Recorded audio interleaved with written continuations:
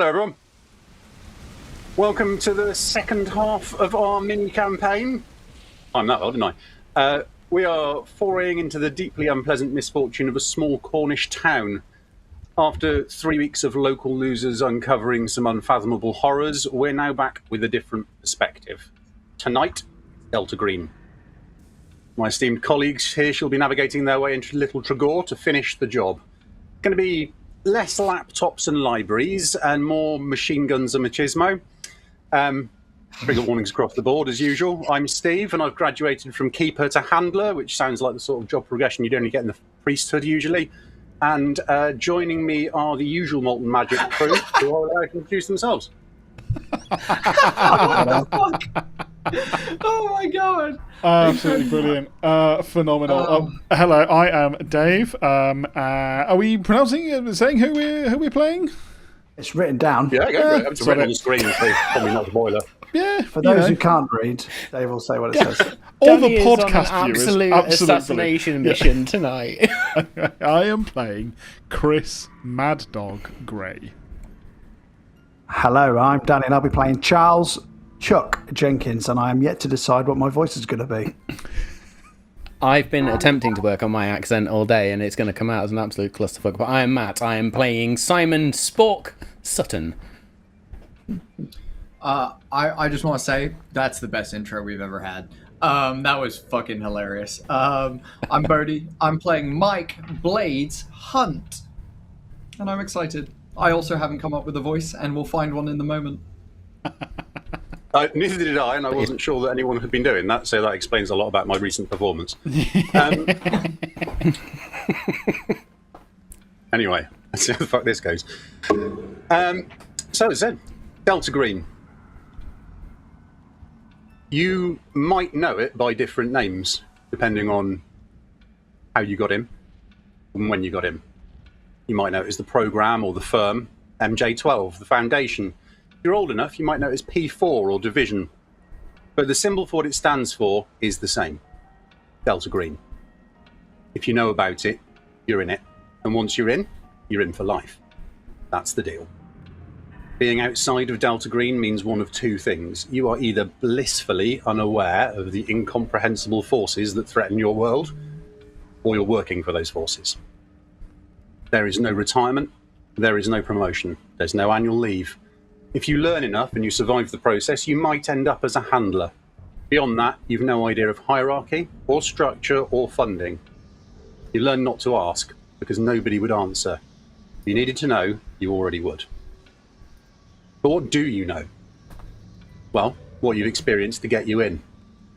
Something not normal. Not just not normal for people who live a normal day-to-day life, but not normal for people who already live in the edges or the extremes. You know what you've seen since. You know the tiny slivers of information you're given when you're called. You know what you've pieced together from the madness that you've been through. And you know that when the next call comes, you'll answer. You know you'll always answer, even when there's not much you left, because the alternative is so much worse. This time, the call starts with Simon Sutton. It goes into some others too, but it starts with him. A knock at the door, a figure handing over an envelope and then leaving without a word. Doesn't need to say where he's come from. The delivery is enough. Inside the envelope, 3 addresses, a grid location, and a heavily redacted note. The addresses chart a journey south, and you recognise one of them immediately. Somewhere in Stoke. An old and close acquaintance. 2 others are in the Birmingham area, and the grid location you quite quickly trace to a lay-by on the A386 just outside of Oakhampton. Next to this is written a time and a date. 0100 hours, 09/11/97. The only other markings are on the reverse side, handwritten words, travel light, and a single solid black triangle, apparently made by a stamp. It's currently 1600 hours on Saturday the 9th of November, and it's a good 7-hour drive. Simon would be packing his things and ready to get into his shiny new Land Rover Defender 110 to set off for Stoke. Simon. Yes, sir. How'd you go? So, I mean, yeah, for anybody familiar with a Defender 110, it's got these really shitty bench seats in the back because it's the military version. So it's not comfortable for anybody that's going to be anything other than my passenger princess. But I would smile at the first address I read. And it's not a smile of happiness, it's more that knowing smile of, if this is who I believe it to be, then shit got real, and shit got real quick. So I load up my small pack, put on my sort of standard combat fatigues and boots that I generally wear everywhere because I'm that level of a knobhead. I also, just because it's something that I always think to bring on this, I pack a small Kodak fun saver disposable camera with a little wind up bit on the side and chuck that in the side of the pack immediately. Given it's sort of still the afternoon, what I make sure to hide are the weapons, which I load into a special gun safe in the car, which is underneath the driver's seat itself. I lock that up, load up, start the engine. It's a BMW engine, so it's slightly more reliable than the standard fucking Range Rover engines you would have got in the Defenders back then. Kick it into gear and peel off and begin my journey. Standard 80s classic rock blaring out, because that's what I'm about. On a cassette, or is it a CD player? Oh no, it's sort of early stage. It's actually one of those cassettes that's got the aux cable that you can then plug in. Yeah. Proper high tech. Yeah. Fantastic. So, if everyone would like to jump into Owlbear, on the basis that I'm assuming that Spork would be sharing this once he gets moving, we might as well get this out into the open. You should find yourselves with the initial note for the briefing. It's less informative than you might like, but not any more informative than you would have expected. Is it the same note you sent us OG, like originally? Yeah. Mm-hmm. Nice, okay. I read that bitch real good. Oh shit, I just grabbed the note. I'm so sorry. I was trying to move my screen. Fucking change this note around the screen. Whipping it around the screen. Sorry. Who wants to read it out for the podcast listeners? I'll let Steve do that. He's the handler. Yeah, sure. So, before nipping out the door, you have time to look at this. Classification Aleph/7- HR emergent close bracket. Reports of redacted at redacted in southwest England. Indications redacted with type 7 features redacted. Extreme prejudice for cessation of redacted. Mass casualty event redacted, resulting in Aleph class hegemonic restructuring scenario. I mean, that pretty sums up what we understand happened as our previous characters. What I read that as drive to town, drop nuke on town, leave town. Yeah. Anything that says extreme prejudice. Oh, I'm going to tweet it some hateful stuff. That'll show it. As Spork picks up Mad Dog, he'd probably hear the Defender roll up. Probably look down at the note and then look back up and was like, "Yeah, shit's got real." Closes the door behind him, and then he goes up to the Discovery, but he waits because he hopes that he's going to have a photo taken of him as he's like, Oh, absolutely. It's out. Click. Scroll. Yeah. Back in the pocket, and then I'll open the door. Okay, as Chris is a bigger guy, as in like built like a brick shit house. He's not well formed, but he's like a big muscly guy. So as he gets in the Defender, it rocks, and obviously I sit in the comfy seat and I'm like, all right, You've been putting on weight? yeah. What's it to you? Fucking hell. Should have reinforced the suspension before you got Fucking in. hell! Oh, that's better. Oh, mate, fucking hell. Oh, yeah. Love your own brand. Right, I'm going to make you sit in the back, you absolute wanker. you fucking try and get me back there. All right. Right, are you ready? He also opens the window, gets a lighter out of his pocket, puts lighter and a note outside, and then lights it so that he sees that the note is burnt, and drops it and goes, well, if you and me are here, that place is fucked. You know we were meant to show that to 2 more, right? We all got one, didn't we? Well, let's fucking hope so. Anyway, tis what it is now. I'll remember it. Look, he also got in with a rucksack and a padded longer bag, like a short Nice. Short fishing rod bag.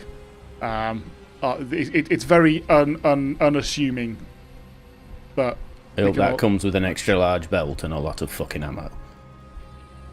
well, it's not all underwear in this rucksack, you know. And that was me hoping you brought the good stuff. So, I get a little hit flask out and I'm like, and then put it back in. One for the road. you head on to the next address. Catching up, shooting shit. There's a lot of fist bumping. Yeah. So, Fighting over the tunes. Fuck off. a little bit north of Kidderminster, you stop by the address of Charles Chuck Jenkins. How the fuck do people from Kidderminster sound? We're going to find out. Yeah, Mad Dog, you ever met anybody called Brummy. Chuck? Do I know a Chuck? Not aware of. Fuck. Alright, well, he's getting a bench seat. I'll pip the horn. Don't, you'll break it. Oh, fucking... And then you'll just see the saloon doors open from the outhouse, not the main house. And there's just... As All Star Smash Mouth plays. Yep. Like the beginning of Shrek, right? So I mean like an outhouse, like a barn type building, not a shitter. Oh. Just for clarity. So then, because that's where all my equipment is, so I've just got it looks like Wreck-It Ralph, right? He's an absolute beefcake. One of the Expendables. Sylvester Stallone would recruit him in a heartbeat for the 5th film. A duffel bag, not well packed because you can see the barrel of a shotgun poking out. And he just walks up to the van, looks at you, listens to the music, gives a little nod, looks at the bench seat and goes, oh, that's going to wreak havoc on my hemorrhoids, and just gets in. We've got... I don't want to know. You could What's have the been a mission, little lads? bit more conspicuous with that fucking piece hanging out the top of your bag, mate. Oh, sorry, and he'll do the flies up on his trousers and the flies up on his bag. Do you know, that's fucking fair enough. What's the mission, lads? Mad Dog will tell you because he burnt a note. We're supposed to be a professional outfit. Well, I didn't want anyone else to know, apart from you guys, so I'll tell you. Shit got real down south. There you go. Yeah, it was something about Type 7, extreme prejudice for cessation of, Aleph class, hegemonic, restructuring scenarios and all that type of stuff. So Hang on basically, then. Back in a sec, and he'll run back in and come out with grenades and then put them in the bag. Right, now I I'm like ready. this one already. He can stay. Here, and I'll hand you a cushion for the bench seat, which I was just hiding deliberately. Thank you. I'll put it under, because I have chronic piles, and then I'll sit on that and I'll go, do you mind if I pick the next song, get the mood going? I also turn around and go, oh, by the way, the smell was in, and I point at Spork. Definite left arm punch. So, the final address is in Nechells in North Birmingham. Well, I roll down the window when we get near, presumably, Hunt, and go, an Uber for Hunt. The Uber So, did definitely not exist in 1997. Taxi for Hunt. so the address that you've been given is actually the end of an alleyway. The fuck are we doing here? From the darkness, you would see like a figure kind of skulk, like kind of hunched over, very like almost skinny, but you can see like very tight muscles, like very like a ripped, you know, kind of thing, but still very thin, very like lean musculature. Come out wearing these like pinstriped drain pipe trousers that are like you know, sucked to his leg basically. And he's topless with like various like tattoos. You can see scars. There seems to be like a brand on his side and things like that. His hair is, imagine like Tommy Shelby from Peaky Blinders, kind of this like slicked mop. And he has a large scar over one eye. He's gonna kind of walk up and be like, "Ah, taxi, is it? Well, looks like my ride's here." And a hand is gonna come out of the darkness, and he's gonna grab from the hand this grenade that has been painted with a like yellow smiley face on it with like the black eyes, and he's gonna kind of slot it into the bulge of his trousers where his cock is and just fucking push it down in there. And then he's gonna reach under a bin to the right and pull out a bandolier that he straps over his body, and you can see that there's just knives down the bandolier with a big fire axe on the back. And he's gonna be like, "Ah, scoot over then," as he kind of opens the door and sees Chuck there. Are we going to let this crackhead in? I lean over to Mad Dog. I'm not giving him a fucking cushion. Yeah, get in, fella. I suppose it's nice for me not to be the crazy one on this mission for a change. Hey, I'm Chuck. Ah, I now Chuck, get your nice to name, meet you. Blades. Makes sense now. Indeed. Can I just double check? I do like an edge weapon. Full I like full edging. name was? My name is Senor Mike Blades Hunt, and I'm here. Your to name's hunt. Mike Hunt. Yeah. Mike Hunt. It is indeed. Say it faster. Just I want to hear you making say sure it. we've clarified that before we get on this journey. You're goddamn right. It is. This is uncomfortably Excellent. sexual sitting next to you in the back seat. Does anybody want to swap? Look, I can't be blamed for your attraction to my pectorals. As he says that, he begins flexing his pecs and making them like jiggle and dance. I look like a white Terry Crews, and you want to have a peck off. Look, you may be big, but sometimes it's the lean ones that will get you. I'll lean forward Alright, into the lovebirds, front, can and you I'll just shut the turn the back music door up and we'll get really fucking loud. going? Yeah. Yeah, I'll just turn the music up really loud. Mad so I Dog can't hear also them just talking. turns around and goes, "Okay," and then I'll shut the door thought with so. like a heft that kind of shakes it a little bit, shakes the whole vehicle. Fucking easy, mate. That's new. It's This piece of shit is new. it's There's a man Did in he the just lobby. insult? Did he just insult the vehicle, Mad Dog? Did he just insult the vehicle? I think he just did. I think he just did. Right, I thought he did. I'm gonna pull out my pistol and put it over, and just lean over the back. You get one shot, and one shot only. Insult the car again, and I'll put 2 through your eyeballs and leave you on the sidewalk. Capiche? As he says this, you feel a tickling between your legs. As you look down, you see a hand has come around the side of the chair, and there's a dagger pointed directly at your nards. He's like, "I like this. This is exactly the type of energy Oh, I I'm needed kinky today." motherfucker. I was gonna say, what's that? I mean, Buy I've him a already had drink the snip, first. so it's not fucking. I was gonna say, fuck it. Anyway, I think holsters we're at the the point pistol. now where we don't even need to bother going. They're Holsters probably the already knife. all dead. Hey, potentially. I've also realised I've not I'll- described my character in any way, shape, or form, so I may do that at some point later. He's a cross between a spoon and a fork. Generally, yeah. It's like that fucking the spoon from fucking Toys. What's it called? Toy Story. The Forky. one with the fucking weird little arms. Yeah, exactly. So, it's a long drive. I mean, it's a long drive in a very, like, objective sense, in terms of it's probably about 5 or 6 hours. It's also very much a long drive in a subjective sense due to the level of awkwardness that has already managed to mount up in the car. It's, probably actually, more like 7 hours by the time you get there. Traffic's not great because you're travelling from Birmingham. It never is. Long run down. Weather gets increasingly shit as you go down. It's actually been relatively mild. So you're kind of heading south, and as you get to, yeah, pretty much across the Devonshire border, down into Devon, across Dartmoor, the weather starts turning. It's not apocalyptic, but it's not nice. You find yourselves just after 1 o'clock in the morning,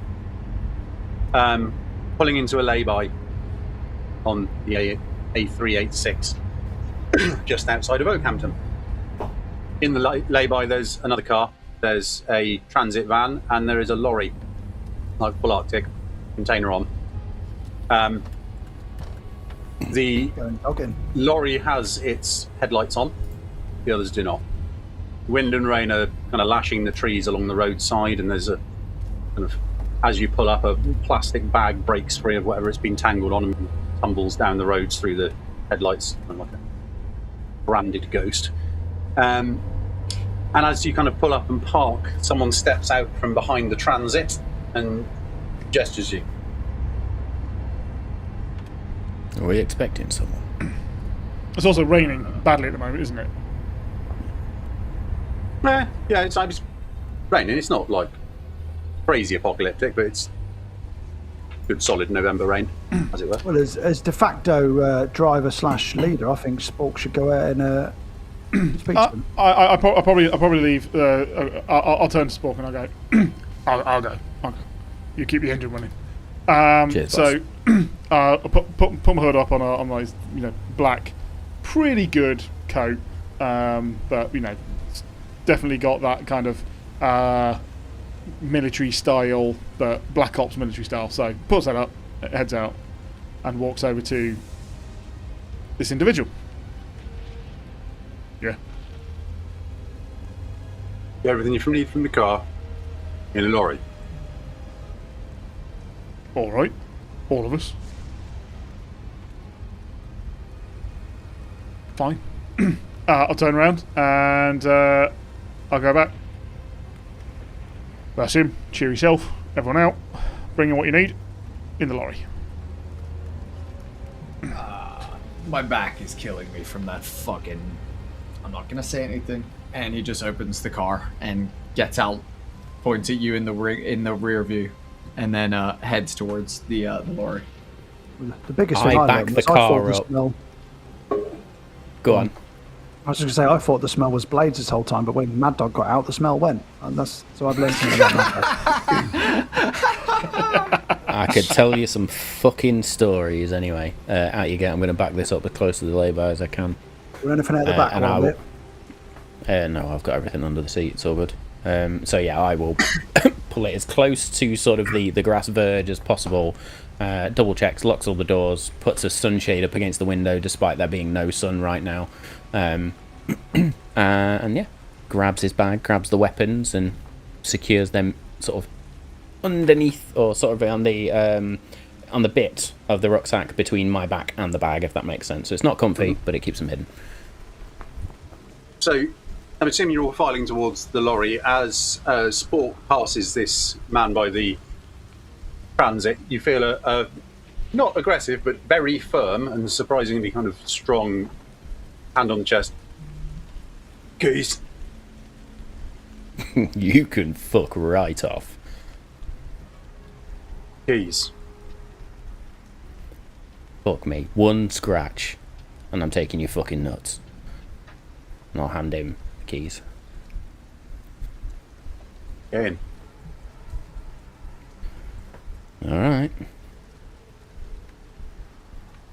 So, the door to the back of the lorry is kind of cracked open. As you each climb up, you're immediately met by a heavy black curtain. Push aside to slip in. Spork, I'm assuming, going last. As you get in and kind of turn to stand, and the door is closed for you by someone who has emerged around the edge of the curtain in uniform. Right, actually, make a perception-ish check. Hang on. Was that on me? Sorry. I think it's Oh, all yeah. this, isn't it? No, just on Spork. Oh, What okay. we got? Let's have a look. Find the bloody. Would he Alertness? need to- Intelligence? Yeah. Intelligence? No. Hang on. To be honest, I'd probably just go with intelligence. Just straight intelligence. Straight Oh, no, intelligence. you can go for alertness. No, go for alertness. Yeah. Oh shit, that jumped out. Bollocks. Really? My first fucking roll? Really? I've got an 80 score on this and I've rolled an 80 fucking 2. Where's my luck points on this bollocks? There isn't luck. It's 50-50. Coin. Yeah, 82. There's no pushing or luck. Yeah.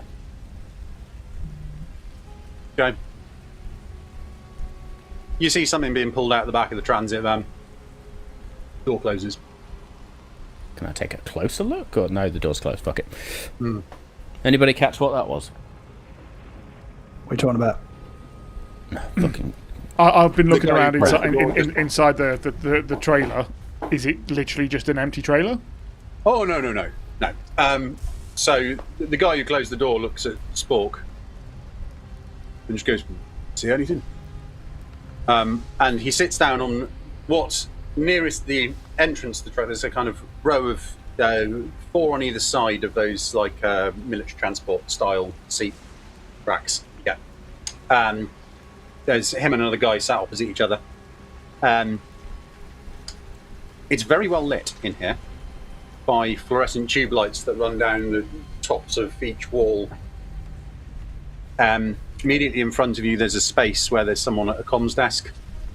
So all of the usual accoutrements that you'd get there, screens, keypads, headphones, comms board.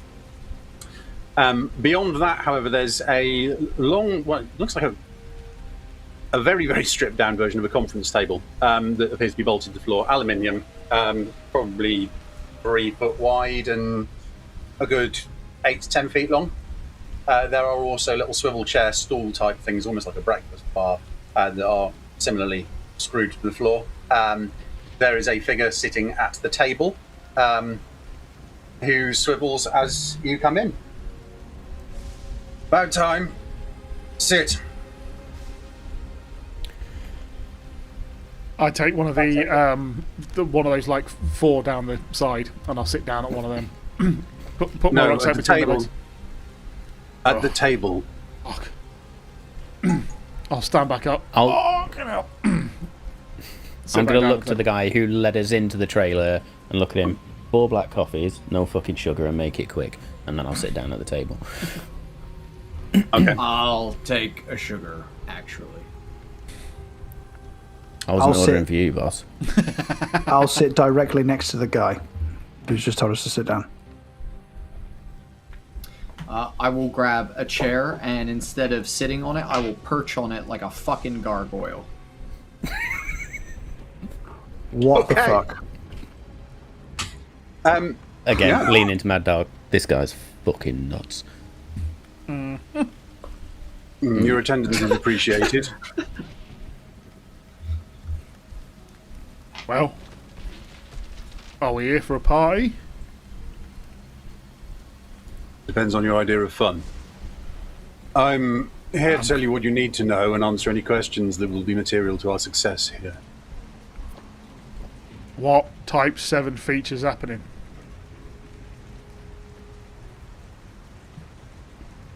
I don't believe you're cleared for that. Lot of fucking good you are. Is the Love whole this film. town? Knew I fucking love this film. Is the whole town gone, or is there survivors we need to rescue? We are heading north, and insertion will be to the west of a town called Little Tregaw. They are currently seeing some particularly bad weather. A local asset by call sign Baal has alerted to us to the need for intervention. The area has been subject to active containment. It is apparent that this containment is no longer in effect. Aside from the weather, based on what we know of the situation, there is a high probability of pseudo-biological threats. Human cult vectors are possibly also at large, but when he kind of looks around the table. likely to be of little more than an irritant to gentlemen such as yourselves.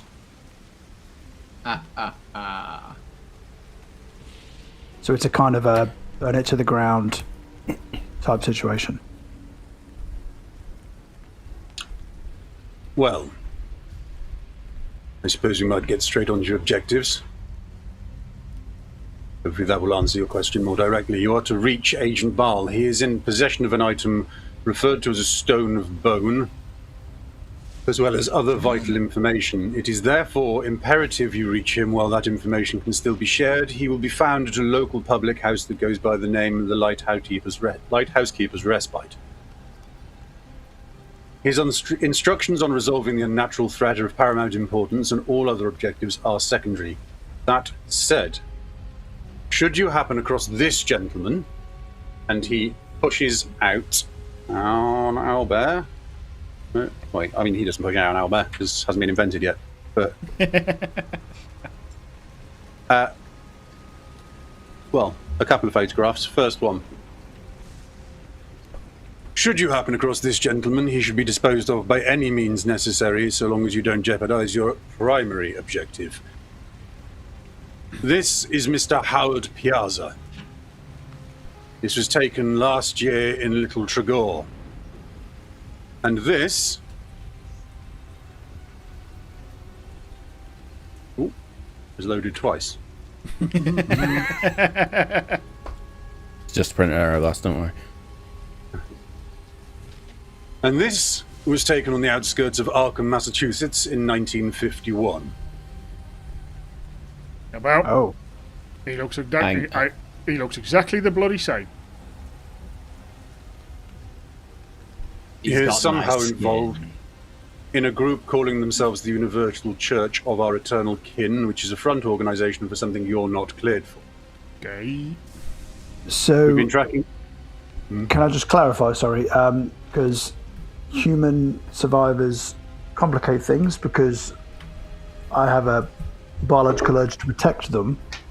But so he's not one of them. If he's gone, I can take his head off, yeah? If he's there, he's dead. Will there potentially be human hostages we have to save? We don't know. One of my follow-up questions was collateral damage. What are your rules of engagement? We must protect them, right? Complete your primary objective. So, everything with Which is- extreme prejudice. When you are out there, you make the call of what you need to do to succeed. Okay. All right. Chuck, how We have many of been these you been tracking- on? How many years? No, How many of well, these how many years? How many operations you been on? 5. And you've always brought back survivors? The last 3, I've had a pretty good success rate. You lucky bastard. So here's what I know about level 7. If you allow me, boss. Level 7 means pretty much fucked. So I can't see there being many human survivors, apart from this Baal contact. Isn't that meant to be a play on an Egyptian god? Anyway. Yeah. Don't expect there to be anybody asking you for handouts, mate. Just, if you see something moving that is not primary objective 1, or secondary objective 2, I suggest you put 2 between whatever fucking eyeballs you can find. Just to confirm, Mr. Sutton's appraisal type 7 typically specifies that there is a substantial change to normalcy rather than outright destruction of the affected area. But it is a severe change to normalcy. We are not talking the sky is a little bit different, or people seeing their dead mother. Mr. Piazza is unknown in terms of his direct threat, but he's involved. We've been tracking him for some time. Not quite back to Innsmouth, but certainly before Mexico. He may be in company of one Adam Lidzvor, about whom we know worryingly little, and therefore should also be considered hostile. Can I get a spelling on that surname, please, boss? Lima Echo, Indigo, Delta, Echo, Sierra, Wank, Omicron. It's the 90s. Retard. Whiskey Oscar Romeo for anyone who does know. The one. Thank you. I'm so pleased I got that. I'm doing really You were doing well. really well. You were doing incredibly well. Hey, it's the 90s. You can sexually assault us if you want, and it's okay because he's our boss. It's not the BBC. Whoa, did I say that out loud? Have you So- got maps of the area? You will be provided with maps of the area, yes. Thank you. How So, useful they are just- for navigation at this point, I am entirely unsure. Yes. And Danny I have another question, Chief. With you saying he's hostile and you don't know a lot about him, do you want him dead or do you want him retrieved for questioning? Retrieval increases the risk. I would suggest you probably just remove him. If necessary, we'll find someone who can ask him questions later. I'm sorry, what? How's that going to work if I take his head off? Don't you worry your pretty little head about that, Chuck. There is one other thing that you should be aware of. There is a risk you may be operating in spatially divergent environments. I've read your What's that? files, Simple so lad I from know the that Midlands. these are not things that you are necessarily significantly experienced with. So a word of warning, be careful. If you have the luxury of time, stop, examine what surrounds you, and remember the rules you're used to probably don't apply. Any questions? Do you come with subtitles? Because I didn't understand half the things you just said. Shut up, Chuck. We'll be fine. I've never done anything above Next. the level 5. This is uncharted territory for me. Just shh. Boss, exfil point. We will know if you have succeeded. You will be met by the cleanup team. That means I there love isn't it one. when they give us an exfil point that doesn't. Yeah. Yeah, they're expecting this to be a suicide mission. I'm taking the hint. I say we rendezvous at the pub. They can find us there. If the pub's still standing by the time we're done. I know what you like, Mad Dog. Well, Yes. Look, Okay. assuming that you are successful, the cleanup team will pick you up for debrief. Where you are when they do that, that's your responsibility.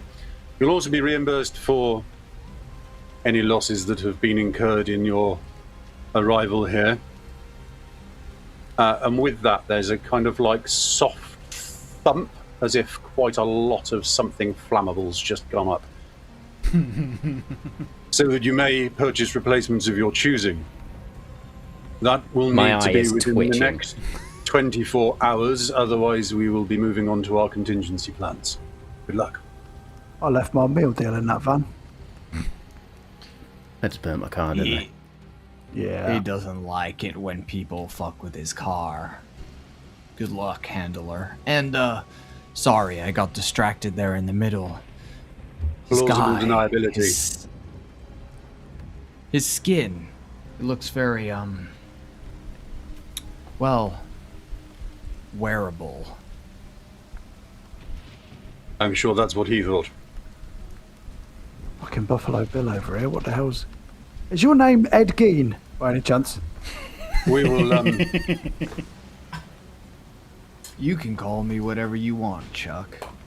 the Come gentleman is. by the There we door, go. the I'm going to gentleman go by with the door will be fuckface. travelling with you. I shall now depart. You shall be heading to your ingress point near Little Tregaw.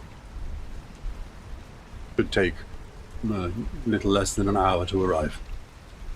I'm footer in that van. No, in this. How's a lorry going to get down those B roads? It's not. Oh, and I'll go strap myself in with the seatbelt.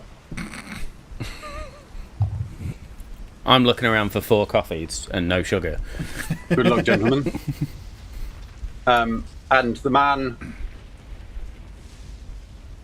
stands, pulls out a folder, puts it down, appears to contain ordnance survey maps and copies of the photographs.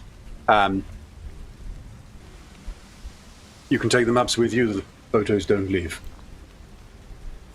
How's that? I'm already grabbing And- one of the maps and folding it to the bit we care about. I imagine Mad Dog and Spork are very regimented at this point, and they go full. I was about to say full metal jacket there, but no, they go just deep into like we're in operation mode now, folding the maps, marking certain points in pencil, compassing out, taking bearings, and just sort of working out tabbing patterns and the direction in. You hear the lorry door close. There is a loud slap on it. The engine starts, and you feel yourselves moving.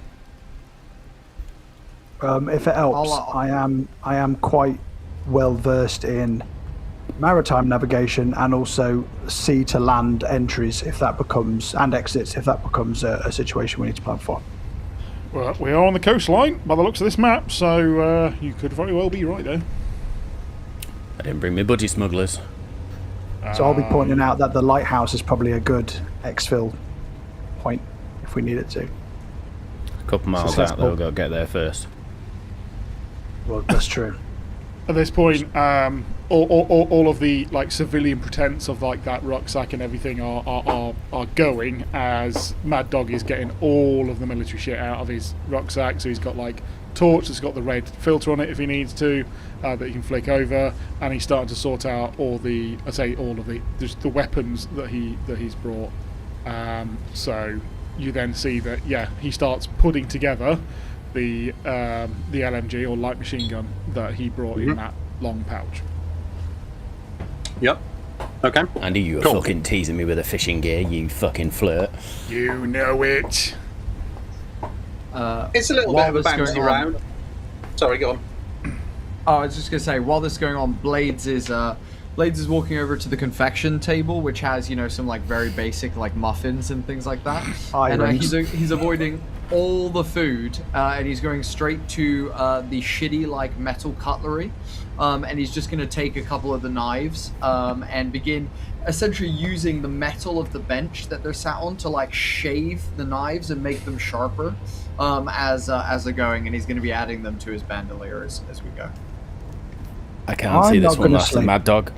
I'm not going to sleep the whole time he's here. Magdod turns around after picking up one of the quite stale Danishes and he's shoved it in his mouth and like, I can't think so either.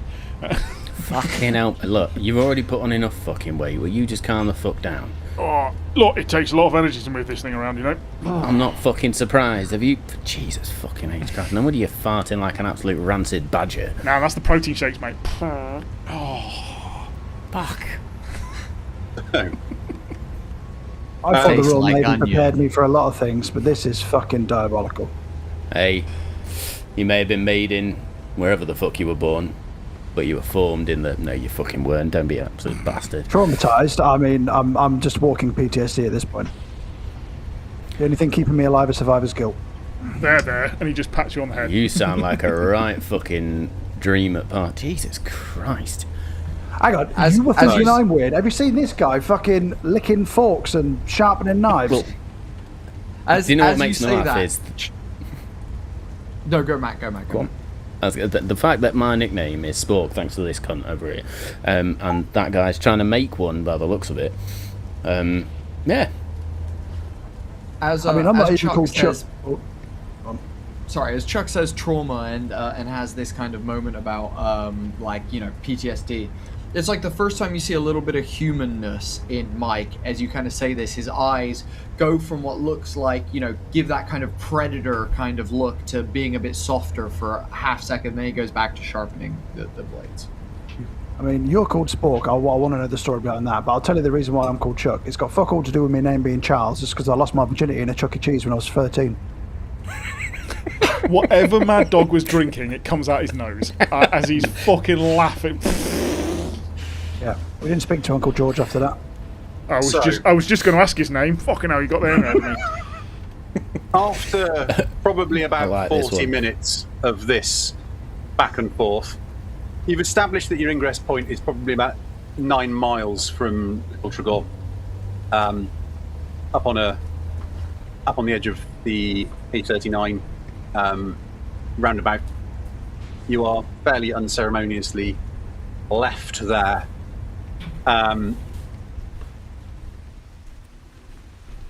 The weather here is noticeably worse. You've only travelled for 40 minutes, and in theory it's been north, but it is noticeably worse. You look out from where you are left standing in this another lay-by, converted lorry already pulling away back into the main road.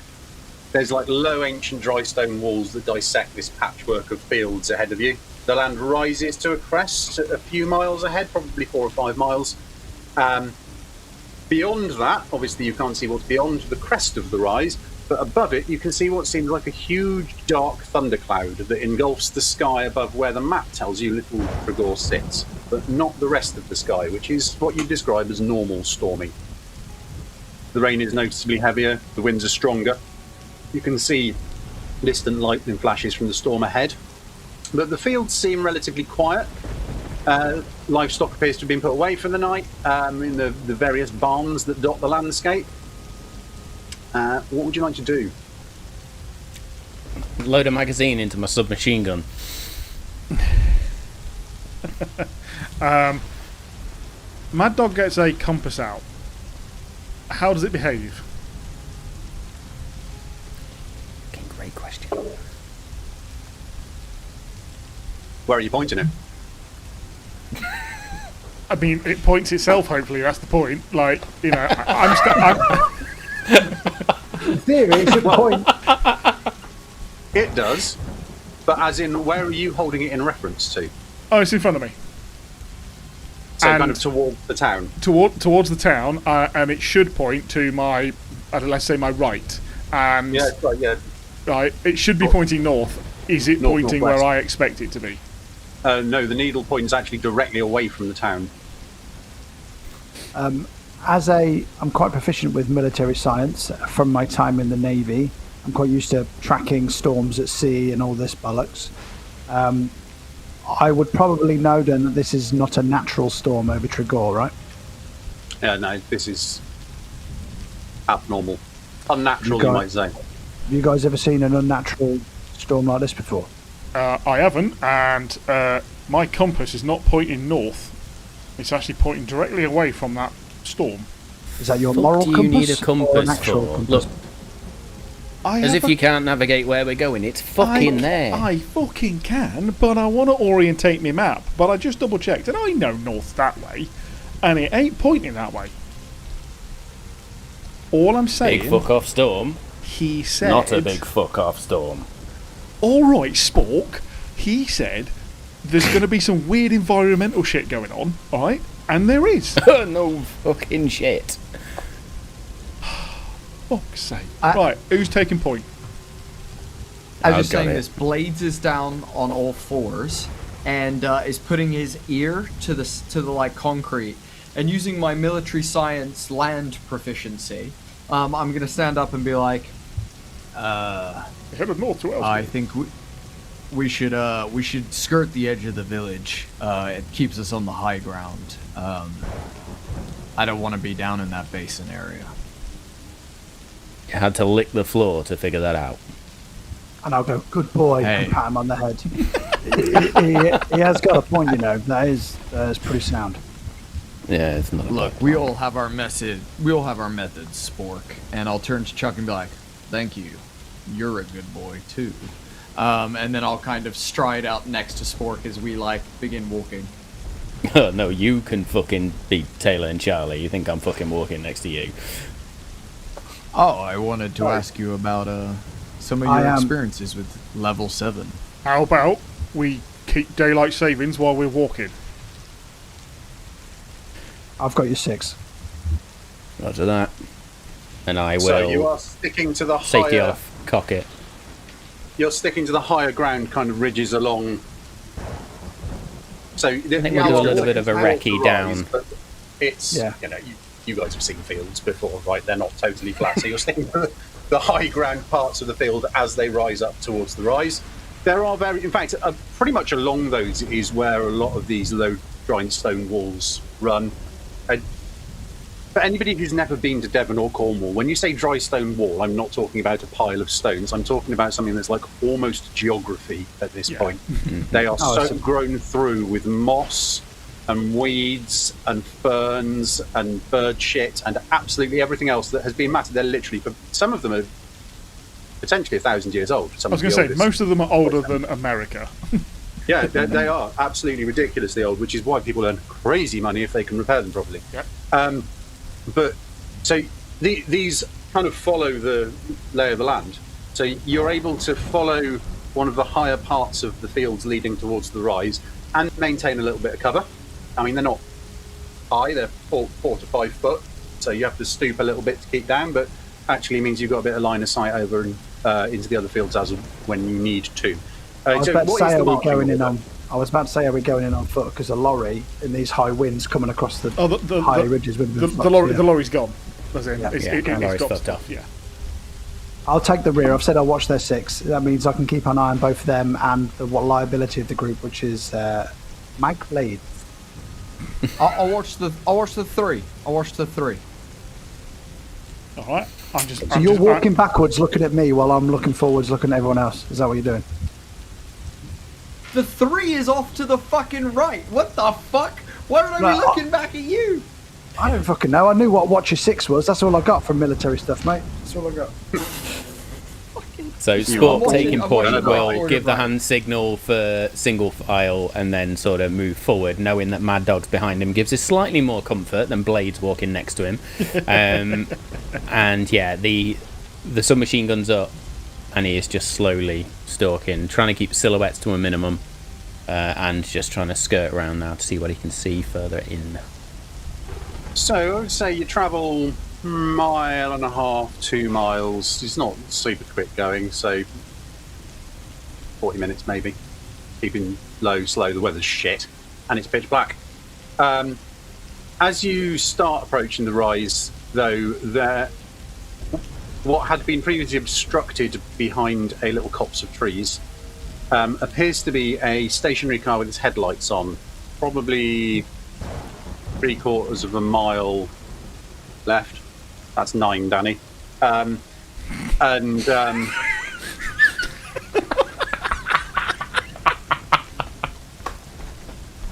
Not moving. It's not the burnt out car of Tony from last session, though. I'm assuming it's going to be, so I will halt the group and just lean back to sort of where Mad Dog is. Stationary vehicle up ahead, headlights on. Hold fast for now. I'll be back in a sec. And I will duck down at that point. I go back and relay it to Mike. Spork's off to look for a stationary vehicle. Stay here. Keep an eye on me. I'll turn around to Chuck and be like, they said something about a Chinese restaurant coming up, and Spork's gonna go and do some stuff. A succulent Chinese meal. I will rest my LMG over on the wall, pointed at where he's going, just so that I can cover him. Cool. Okay. How are we travelling, Spork? I am crawling on my belly at this point because I am attuned to violence and I don't trust a fucking thing. Fucking sodden.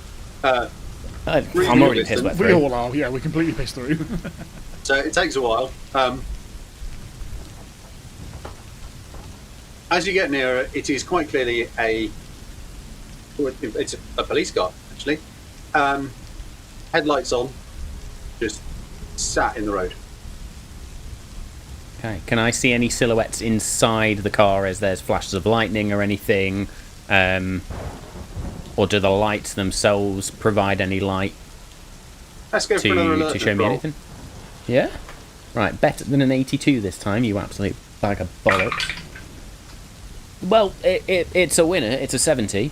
Hey. So yes, it's a success. There appears to be a figure in the driver's seat. Okay, I will at this point get off my belt buckle and slowly but surely creep towards the vehicle. I know this is level 7 at this point, so I'm not expecting anything, but just going to try and get a little bit closer. I do have a small mag light attached to my chest rig, so I'm going to take that off and just sort of hold it against me and turn it on, and then very slowly try and just shine a little bit of light into the car so as not to massively give the position away, but at least try and see what's in the vehicle. Yeah, there is one figure in there, slumped forwards. Okay. If they are slumped forwards and not moving, then I am going to shrink back and just make my way back. Okay. And I will go back to the group. Right. Cop car. Not moving. One figure inside, slumped on the front wheel. I haven't checked. I'm not a fucking medic. Shall we skirt around about 200 metres worth? Keep going. Yeah. Chuck, you were bringing up the rear here. Yep. Keep your fucking sight trained on that vehicle as we move past. If anything moves, unload. So, moving cautiously, giving the vehicle a wide berth, you cover the rest of the distance to the rise.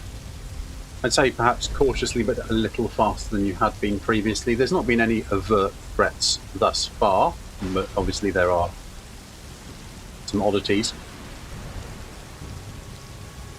As you get to the rise and start to get line of sight on what's beyond it,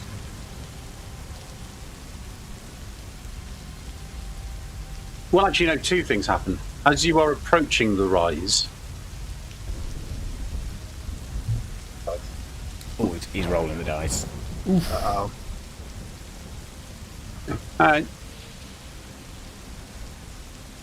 Some way off, a little behind you, one of the barns suddenly erupts into some kind of raucous fucking baaing, as if the sheep inside have all decided to kick off about something. Probably all hunkered down. Give that give the halt sign. We all get down. Just keep an eye on what's going on. I was on a mission once where the sheep ate people. That's really fucking good news, Chuck. Does it calm down, or is there worse noises coming from there now? It just continues, but it continues in without really any change. Then Starts very abruptly, continues. after about a minute, we'll just carry on. On a swivel then, gents. As you crest the rise, you can see the storm clouds now reaching down in this churning cylinder, pretty much almost entirely obscuring the town of Little Tregaw behind this kind of veil of torrential darkness. Do you want to get your compass out and see which way we need to fucking go now? I still get it out anyway and just see where it's going. And I presume it's still pointing away. Yeah, very much away. And you note that you are from a slightly different orientation now, so it wasn't that it was pointing towards something. You are convinced that it's definitely pointing away from something. Yeah. So there are surges of light and atmospheric discharges. It's not even really lightning at this point. It's just the pent-up static energy within the storm itself. It might not be earthing itself, just discharging. Up here on the ridge, the wind buffets you with enough force that you find yourself having to kind of plant your feet to steady yourselves. Looking ahead, you can see some places the dry stone wall has collapsed. They're pretty sturdy, but it seems that they have been damaged enough in areas that they have collapsed. Fences have definitely been torn down, entirely plausibly by the rain, but it's impossible to tell from here. Some of the barns appear to have been completely flattened. You can see a little way off, so you're looking kind of almost due northeast from your vantage point towards Little Tregaw, which is maybe 4 miles away. Slightly to the north, you can see, almost here actually, because it's not that far, probably a mile away, the clacking and crashing of the high chicken wire fences around Little Tregaw Scrap and Tip, which are still standing because they're chicken wire, but they are slamming back and forth with a vengeance as if they're kind of trying to break free of their posts. Based on the map, you know that your most direct route from your present location passes by the Scrap and Tip by probably about half a mile, heading to the eastern edge of the town. That's the shortest route, but looking at it, it's also by far the most exposed bit of coastal grassland. You're kind of now onto the decline towards the coast. There's an alternative, slightly longer, but it looks like much less exposed route that would take you probably about half a mile the other side of the Tip, down to the southern edge of town. It would take longer, but it would bring you into Little Tregaw a little closer to where you believe your objective should be, as it's marked on the map, the Lighthouse Keeper's Respite. I'd point that out on the map, and I would be going, if we need to keep our cover, we go this way, for sure. Anyone agree with that? Yep. I'm happy to keep Makes sense to cover. me. I don't want to kick things off too early. Can I also... You're saying that, like, the Tip is getting, like, battered by the winds. Mm-hmm. Can I get an impression as to whether we need to be in a shelter of a vehicle that can hold us, like we acquire one, or that it's better that we just stick to ourselves and just get drenched? How bad are we talking? I mean, it's the lightning seems to be pretty much confined to the area immediately around and above the town. It's not like it's striking the fields right next to you. Yeah. The weather's very intense, but it's not like blowing mortar through the air or anything. You could safely travel in this. It's grim. Yeah, that's fine. That's all I wanted to know. So yeah, we just go on foot then and carry on. Okay, cool. So, as you start making your way down the rise, you are aware there's a kind of sound off to the left, and then immediately afterwards there's another one. It sounds like a quite a heavy, dull thump, and you see something impact the ground at 30 feet to your left. I've got And rifle we will trained. find out more about what that is when we're back from the break. You prick. Steve, I'm hooked. I'm hooked, mate. Yeah, Absolutely I'm hooked. in. Cool. Okay, well, let's see everyone back here in about a short break. See you in a minute. Yeah. Right. Peace. Cool. Hey-o. Hello. Welcome back. Spork and Mad Dog have just trained their guns in the direction of some sort of incoming object that has struck the ground. Very difficult to make out. Until the next one, which is a little nearer, and you're looking directly at it. And what looks quite a lot, but not entirely, like a bird, probably a seagull, hits the ground with enough force that it bursts. I'll look up. Really, Mad Cool. Dog? That's what you're going to vomit out? Fucking hell. It's fucking horrible, right? On the basis that you've looked up, I'll let you make a dodge roll Oh! with a Dodge roll! bonus die. Shit. Yes! Hell yeah! I'll dodge the fuck out of this motherfucker. Oh, shit. Okay, and then the bonus die. Gives you... Come on! God. I was just looking at the bonus rules. Oh, I think Oh, that's hang on a slightly minute. different. I was going to say, yeah, what Are does they? that actually do? Is Sorry. it plus Oh. 10, 20 or 40%? I don't know. I've got bonus and Oh, penalty. Uh, Have a look. this Game will teach me mechanics. to assume. Advantageous plus 20%. Oh, plus 20. Exceptional yeah, okay, advantage yeah, plus 5%. so this is There you go. advantageous, so you get plus 20. Nice. So the score you need to does that beat goes mean- up by 20%. Like, goes up by 20. Oh, both times I beat it then. Yeah, I succeed. Cool. Okay, so you I would say that Blades would probably see this and quite calmly just step aside. As a seagull with not entirely natural looking feathers, again, hits the floor with tremendous force. You hear not the snapping of neck, more the tearing of flesh as it kind of ruptures on impact and its remains squirm on the floor. As I I take a would like side everybody step, I'm else going to to also bump make dodge rolls. The rest of us. I would like to aid Please. Charles Chuck, because when I step to the side, I step into him, nudging him like to help his dodge, basically. Even though I'm like also dodging, I'm stepping into him to knock him out the way. Okay, so you can have an advantageous roll on this as well. Chuck. So I rolled a 41, needed a 50, so I succeed.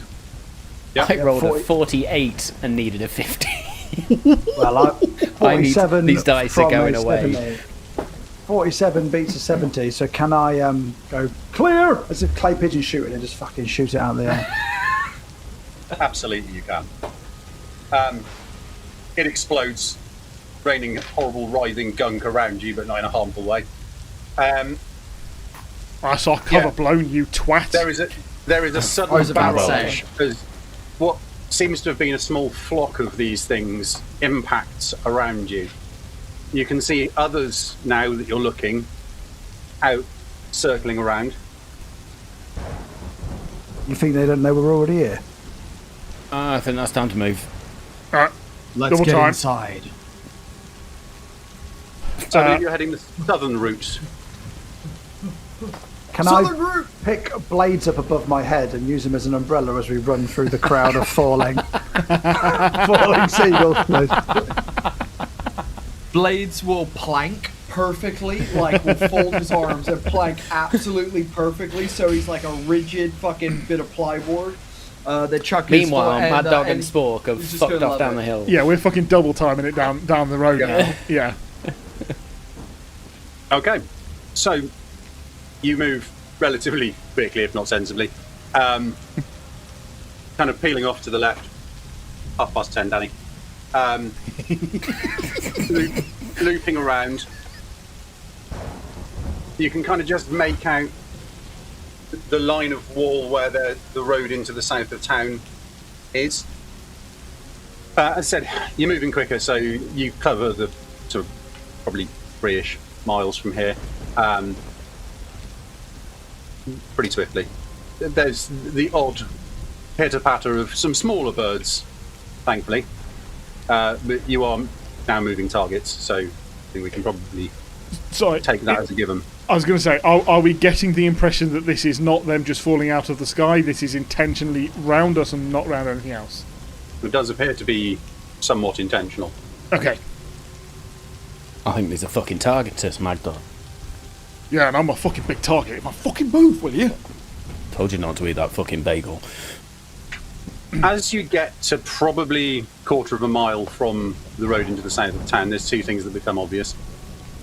One is there seems to be the smouldering remains of some kind of wreck on the road.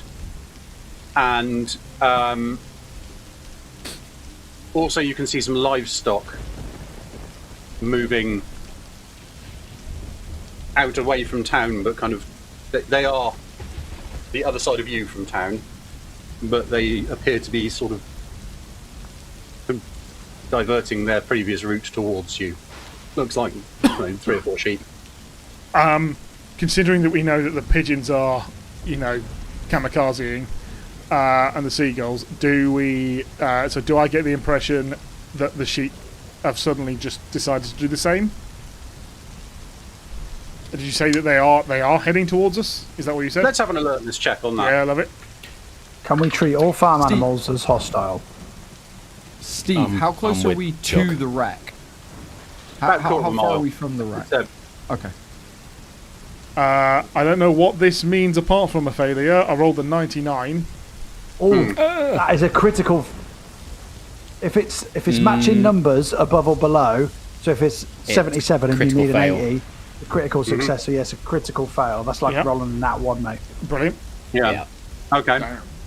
It's a fumble. So, your mother was right. You did go blind. No. And a hairy palm as well.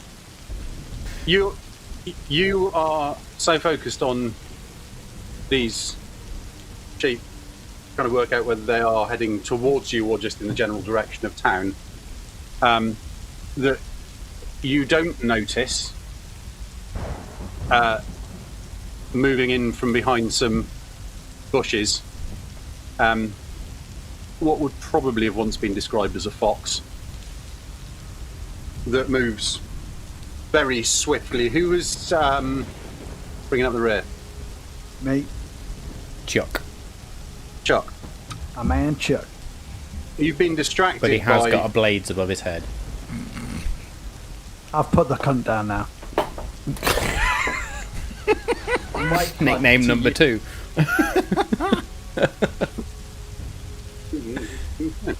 Sorry, I said Mike cunt really fast. You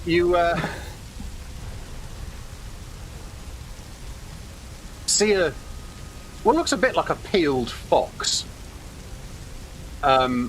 with deformed, stumpy, differently lengthened legs. It kind of sails past you, flailing its head, as if it was probably trying to bite you, but has done literally the worst possible attempt it could have. Can I quickly rip out my pistol and try and shoot the circumcised fox? Yes. Thank you. Thank you very much. Don't be shit. Heavy pistol. A 20-meter range on it. Mm-hmm. Oh! Never mind, that's a 96. Oh no. Okay. We are meant to be trained professionals. It's raining heavily. I can't see very well. Nobody has rolled below 40. Can I change So- to D4s? I might do a bit better. A couple of things happen in fairly short succession. So Chuck blasts a hole in the ground. This thing barrels in towards, I would say, probably where Spork is standing. As in, he's sailed past where Chuck and Blades are. It's heading towards Spork. Obviously, gunfire has alerted you guys. Also seems to have drawn the attention of the sheep. So, good news for Mad Dog. You're now very sure that those sheep are heading towards you at pace. Yeah, so I am now, because I still am trained on them. I'm just gonna open up on them. Just Right, hang on. So, Try fine, shooting them yeah, instead. that's fine. Yeah, in order. dexterity order now. Shit. Dex order. Dexterity of 11. 15. Okay, I got 17. you've already nice. been. So, yeah, nice. 16. 16, okay, so, which kind of makes sense, actually. So, Blades is the first person left who hasn't acted with the highest dex. You see this sort of like fox bollock thing come sailing past Chuck and carry on barreling towards Spork. I will like almost take like a low crouched position, and I will then start making fox noises at it as I slowly pull the fire axe from behind my back and prepare for it to come at me. Okay. Please make the fox noises. What does the fox say? Ding ding ding ding ding Well ding played. ding ding ding ding ding.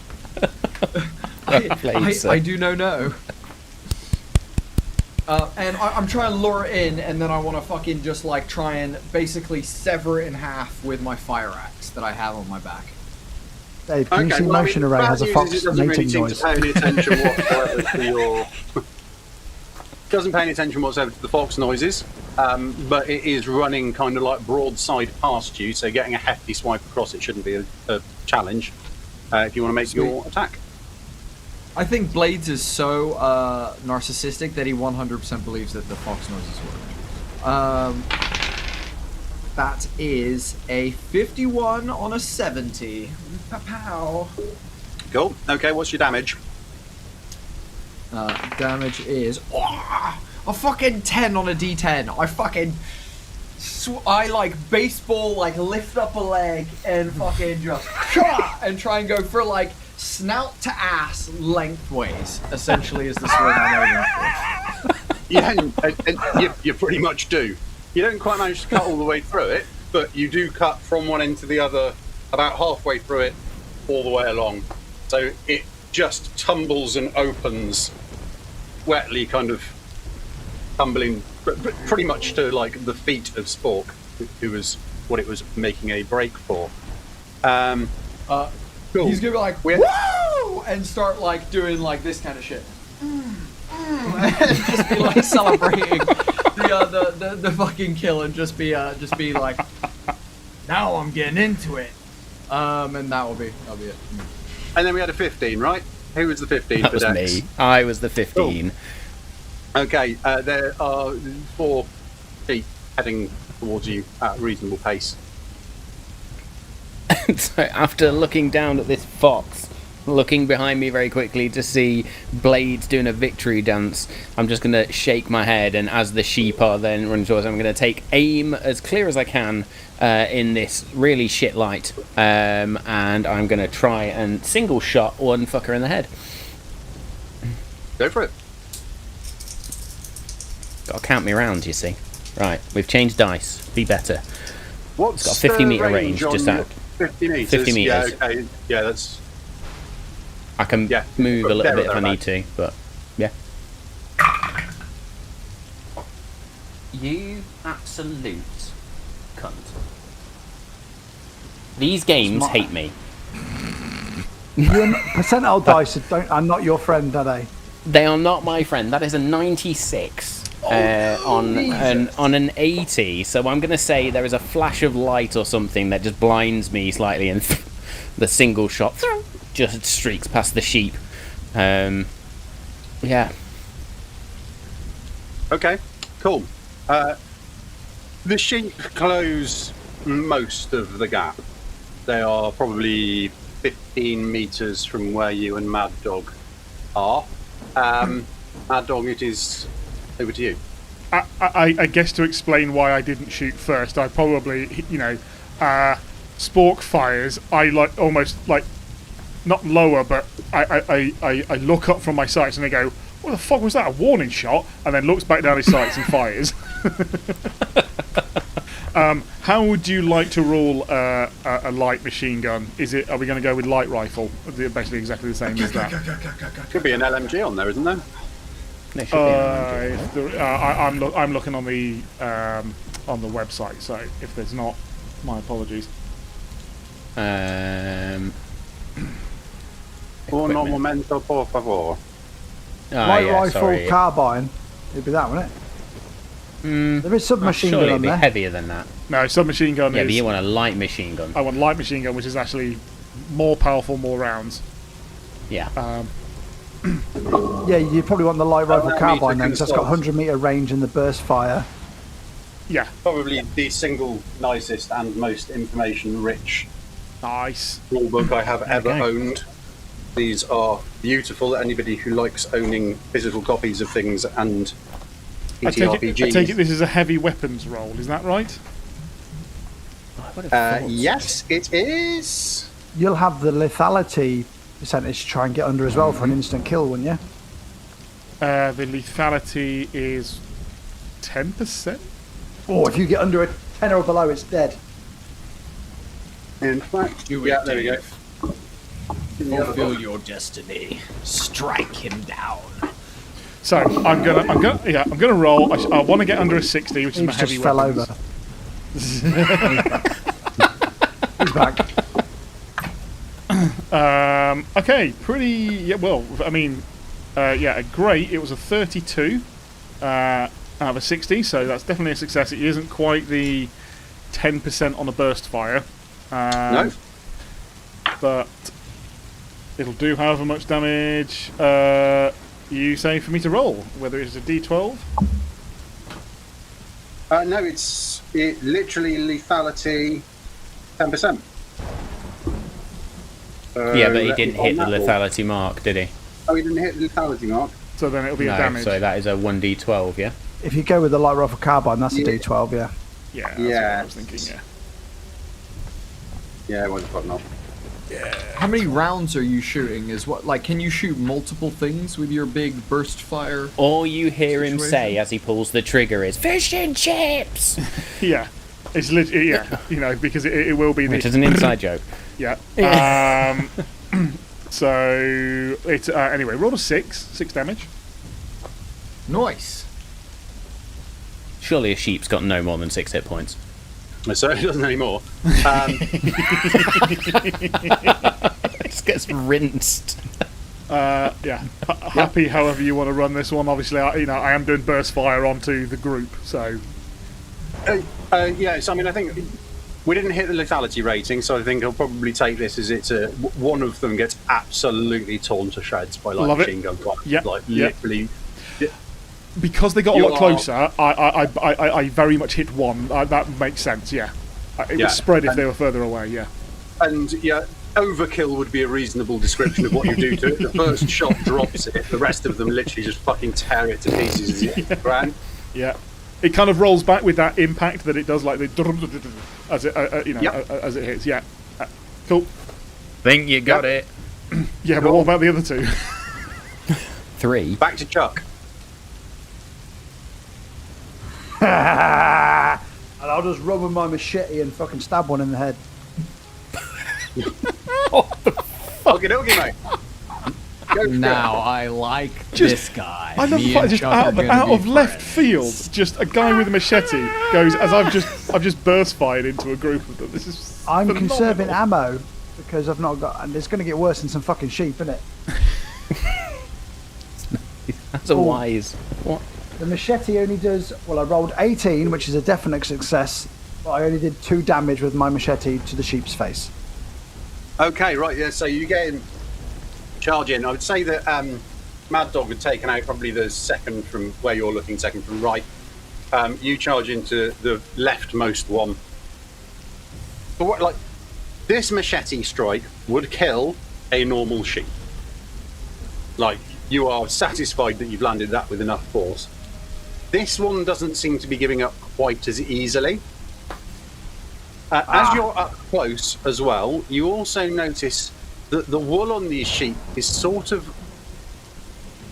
matted, but not like matted wool, matted almost like muscle tissue, where the fibres have knitted themselves Kind together of and looks started like to shitty marshmallow. change. Almost like a big lipoma.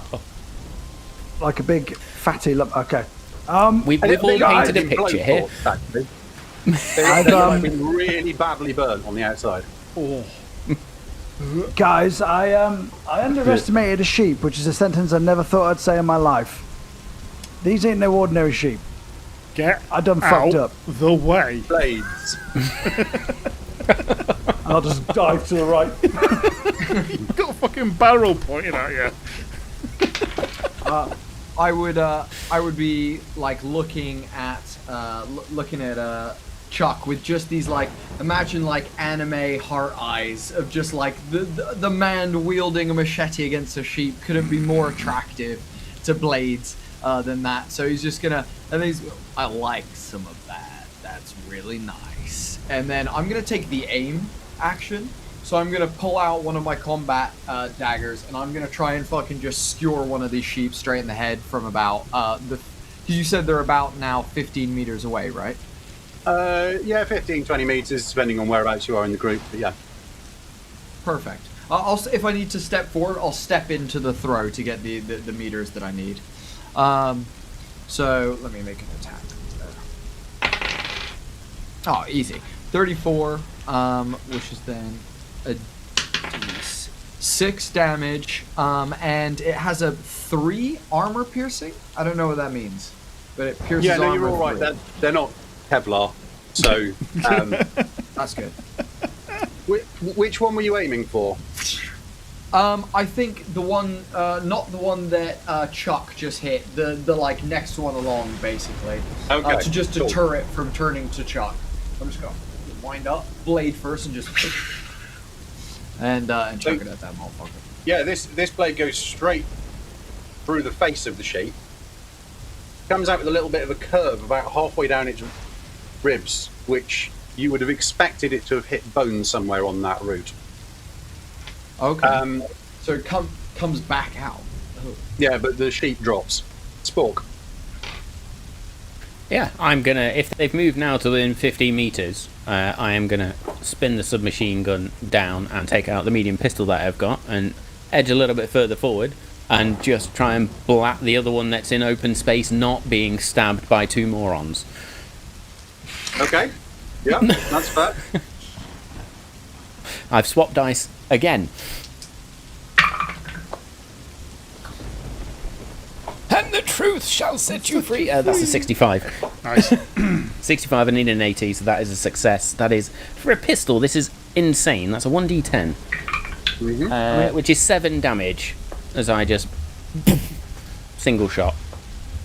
Right between where its 2 normalised would have been and kind of in the middle of what seems to be a growing cluster of new eyes. Yeah, it drops. Again, bullet exits it very cleanly.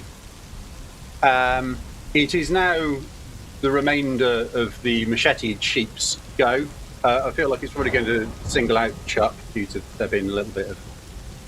I was going to say. In my defence, I've killed many a sheep with a machete. Okay, it was a sound plan. Well, maybe it knows that. It's too many things going on here. Having fallen over. The GM's curse. So, where did I just put my dice? I nearly just rolled a D18 as the first ever use of that particular combination. But yeah, okay. A D18? It hit. Yeah, a D10 and a D8. Oh, right. Sorry, that confused the shit out of me there. These yeah, new so- dice that nobody needs. Yeah. An 18-sided dice? I'm going to roll my D42. Yeah, I only roll prime dice now. Not that so it sort of lashes towards you. Its head flopping very unpleasantly because you've just taken a chunk out of its spine. Well, where its spine would have been. Quite clear that there isn't one actually from the wound as it flops around. It turns its head towards you in doing so. It opens a mouth that looks more like a tear, and from that, a number of thin, fleshy lashes whip out at you. You take 2 points of damage. So it says, for combat operations, when you're attacked, I can declare one of 2 reactions. I can either dodge or fight back, and we do an opposed roll.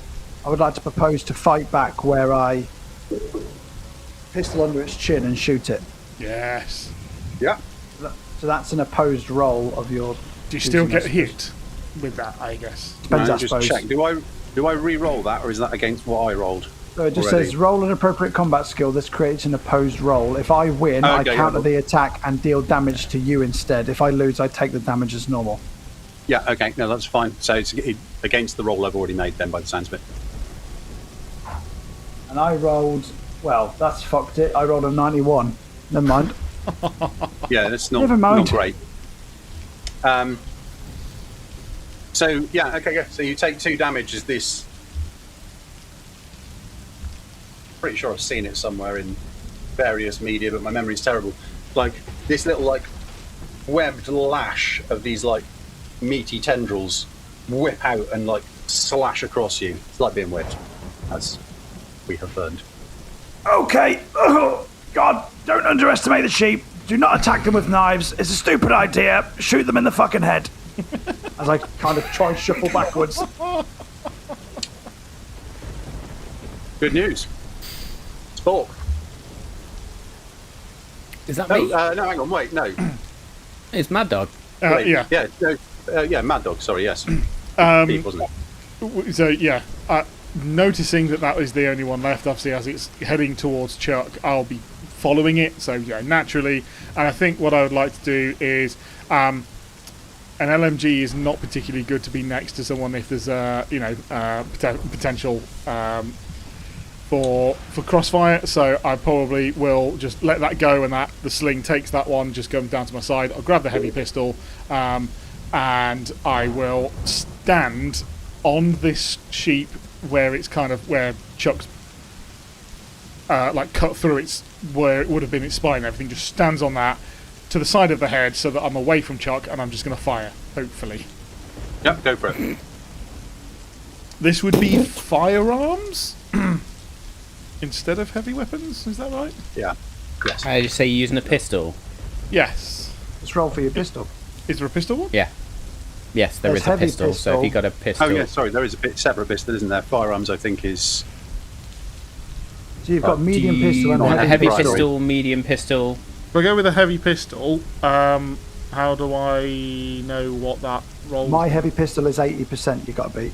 I imagine it'd be the same as your light rifle as well, Dave. So yeah, it'd be 80, I think. Oh, okay. Mine are both 80. Yeah, okay, even better. Yeah, So 78, under an 80, just. So yeah, just. And that will You got be for a heavy 77, that'd pistol have of been a critical. 1d12. 1d12. It's basically a Desert Eagle, mate. You Yes. got cracking off there. Yeah. Yeah, 1d12. 4. Yeah, okay, no, this one... The head end of this thing just fucking disappears. I get bukakied with it. I probably, do say after I fit it, I go, dodge that. My mouth was open and everything. I'll have my hand out to you, the grasp to pull you back up. And as I get up, I was like, don't let Spork put this in the report. You're right there, looking down at the... Lesson number 6, lashes. keep your fucking mouth shut. It is momentarily quiet, other than the weather. So, everything's hostile. Sorry, Chuck. I think we're shooting everything that moves, apart from our rendezvous. I mean, when I said save the innocent, I didn't not mean sheep. I meant human What's hostages. sheep done to you, Chuck? I'm sorry. I've never found a fucking sheep that's innocent. I grew up on can a farm. we get out of this I've shithole been quickly? headbutted a few times in my life, and I hold a grudge. All right. Blades, you alright over there? You just see him like panting and being like, "That was thrilling, Chuck. You were impressive and sexy, to say the least." And I'll walk over. Has he and got pick an up my erection? dagger from the Alright, ground, keep your hard on arm. and wipe Bloody it. hell. I'll wipe it on my own skin, and then I'll resheath the combat knife. Is that a grenade in your pocket? Or are you happy to see me? Quite That literally, is it's a grenade down sorry. my trousers, but I'm also happy to see you right now, Chuck. You want to be careful your little pecker don't pull the string with that semi-on. That's a good point. You know, maybe it will finally hurt me enough for me to feel something. A real Is danger that the wank best that image is. in my head? Finish Cause of before death. it goes off. I'll walk over and I'll tap Spork on the back and be like, "Well, you said you were lead. Why don't you go check out that wreck over there?" And point at the car. How about we that's burned out. fucking... Keep going. Yeah, I'm gonna... I mean, we're giving away anyway. I'm gonna literally shine my torch at the car as I head towards the fucking village. Yeah.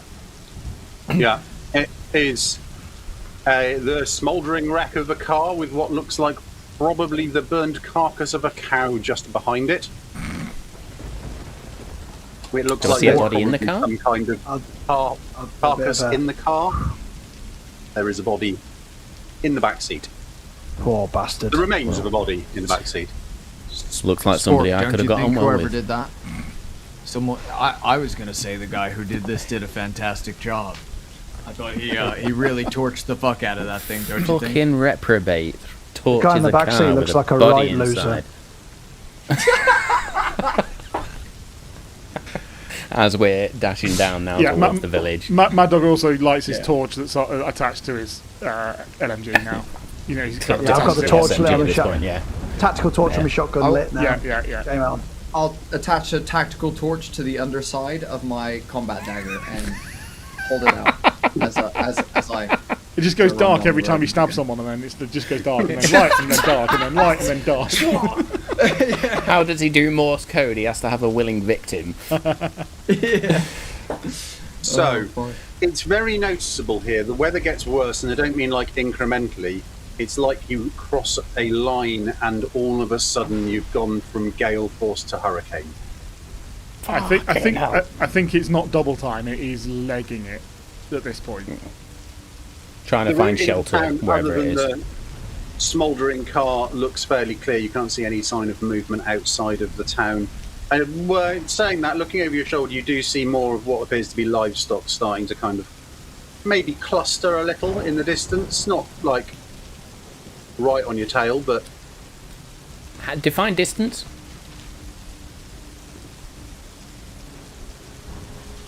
300-400 meters. Meters? Out. Meters. Yeah. Anybody got decent enough throw? A mile. These are not like right on top of you. It seems like things are starting to perhaps converge. I'm not wasting my grenade on some fucking sheep. Yeah, let's just keep moving. I have a look. I just have a look around. Are any of the curtains moving in any of the houses as we're running past? Well, so as you get to the edge of town, I mean, it feels like a hurricane, and it looks like there's been a hurricane for some time. Some of the cars are on this side, particularly the ones at the more exposed edges of town, tipped, damaged. A lot of windows. A lot of buildings have their windows out.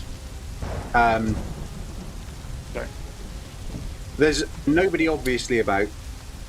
There don't appear to be any houses with, like, what I describe as normal lights on. You do see, as you get into town a little, you do see the odd living room where there appears to be like a TV on. It's that kind of like flickering light. Generally speaking, not an awful lot else. Okay. We're just legging it. Yeah. Fine. I imagine at some point I've probably paused quickly to take the Kodak camera out and quickly take a picture of the storm and then and shove it back in my pocket. How are you tracking your route? Poorly. I'm using the map. Yeah, no. Mad Dog's tracking. Yeah. I'll be making a mental trail of breadcrumbs. Go right. We went left at the phone box. We turned right at the turned over Vauxhall Cavalier, and that sort of business. So like making a mental note of focal points. We've got the map. As we got in, I'm using I'm using the street signs and street names. I hope it's laminated because it'll be piss wet through now. As Chuck is saying these checkpoints out loud, Blades is pulling out a muffin that he stole from the confectionery and dropping actual breadcrumbs in the place that Chuck is saying them, and is dropping those along the way as well. Hello, Raiders. It's all the normal stuff. Horror and bagels. So you're moving into town at pace. Yeah. I'd like a dodge roll. How far away from the pub are we? Dodge roll. You reckon at walking pace it would probably be about a 20-minute journey from the edge of town that you've come in through, like normal walking pace. Dodge roll. Failure. Success. Come on, don't be shit. I rolled a 4. Oh, nice. Nailed it. Very bad. I failed. Like 80. 2 successes, 2 failures. 2 failures. Give me marching order. I was up front. Same as before. Okay. Yeah, same as before. Fine. Okay, Mad I've got Dog. numbers 5 through 8. Fine. No, forget that. 99. Mad Dog, what you see is what looks like a fucking enormous frog's tongue shoot out from one of the living room windows as you jog past it. Blades is behind you. He sees it just in front of him, but it's obviously gone for the first target it saw and that didn't evade. Yeah. However, it does run slightly wide and then very quickly just retracts back in. Someone put a grenade through that fucking window, quick. Before you'd even finish the sentence, I've lobbed it. Cool, Nice. let's have a throwing grenades roll. I don't know what skill that is. Hang on. I've got a lethality of 15%, so come on, if I roll another 4... No. Nope. No. I needed an Was that a 85 fail? or below, and I rolled an 87. No. You cock. Please don't land at his feet. Would you like to, Do a 50-50 luck job. yeah, or not? Yeah. You don't have to. Yeah. Fucking there is if you fail again, wouldn't it? I mean, if it goes wrong, it goes really wrong. Oh, shit. So how? So I Yes. just got to roll You've gotta below do it. 50 then. You've got to do it. Yeah. Oh, 24, bitches! You My hoof this butthole was grenade, clenched. and it is like hitting the post. It pings off of the top of the windowsill. These are those big, like, sandstone bay windows. It pings off of the top, it ricochets off of the, like, curved, fluted crenellation, and then just flies back in through the window itself. There is a moment of quiet, and then a fairly loud bang. I'd like to turn around and walk off slowly as I look like I did it on purpose. I'm going to fuck was whisper that to Mad throw? Dog. He doesn't throw any more fucking grenades in small windows. Saved my fucking life, man. Any response from said room? No, it's quiet. I would Iron say the one shrapnel? thing that you would notice as you're paying more attention to it is that the bottom of the window frame, I mean, even before the grenade went in there was quite a lot of broken, jagged glass. The bottom of the window frame, there's blood and what looks like potentially some kind of tatters of clothes or maybe flesh hanging across the bottom, as if someone's been dragged through the window. Yeah. Maybe we need to slow it down just a touch. Yeah, I've got no more grenades left now. Let's I thought keep you moving. brought a whole bandolier. Yeah! So did I. I didn't. Right. Fuck. It was basically a belt. That when you lifted up all the flaps, there was only one left. It's like, fuck. The rest, Yeah, the so rest were empty submachine Mars gun. bar wrappers. Yeah. Submachine gun will be up, torches shining out at this point because we're in, we've made noise, Yeah. covers blown, contacts on. If it and helps, I less lifted of a it. run. There's one grenade, a Mars bar wrapper, and I've got a tin of ambrosia custard. If that helps anyone. Oh, you filthy bastard. So you are making reasonably quick progress here, whilst savvy to the fact that maybe the windows aren't safe. Ducking behind some of the cars, which is easier because some of them are on their sides. You Okay, so maybe we are actually going in sort of an order where two of us run forwards while the other two cover. Cover. Tactical Yeah. bound. Yeah. Yep, So we do 100%. tactical bounds. Tactical bounding. So I would say that Mad Dog goes with Chuck because basically it's Mad Dog and Spork are the only rifle guys. So we I'm kind of do shotgun have and to. pistol. Yeah. No, you're shotgun and pistol. To be fair. I take one look at you, give you the finger, quite literally, as you leave me with blades, and then just look. I'll just go, and then run. Then run off. It's just turning into Starship Troopers, isn't it? Yeah, so it really is. following the shortest route towards the pub, you turn into a road called Old Smithy Lane, and you can see down here. Lots of the cars seem quite badly damaged. there is what appears to be a body in the middle of the street. And right down at the far end of the road, you think you can just about make out some kind of illumination, not like directly in front of you, but as if it's around the corner. What colour? Pale green. Pale green. Okay. How much do we know based on our briefing? I suppose we didn't ask any questions. Would we recognise that as anything based on past operations or past experiences? Nope. Cool. Fine. No. No, you know it's in the direction that you're heading. I was going to say, yeah. So Right. I think at this point again, we've obviously been doing the tactical bounding. We just move carefully doing that. Yep. Agreed. Go, so you make it. Circumvent the body as best we can. Yeah. And then just continue towards the pub. Is the body Yeah, okay. moving? No.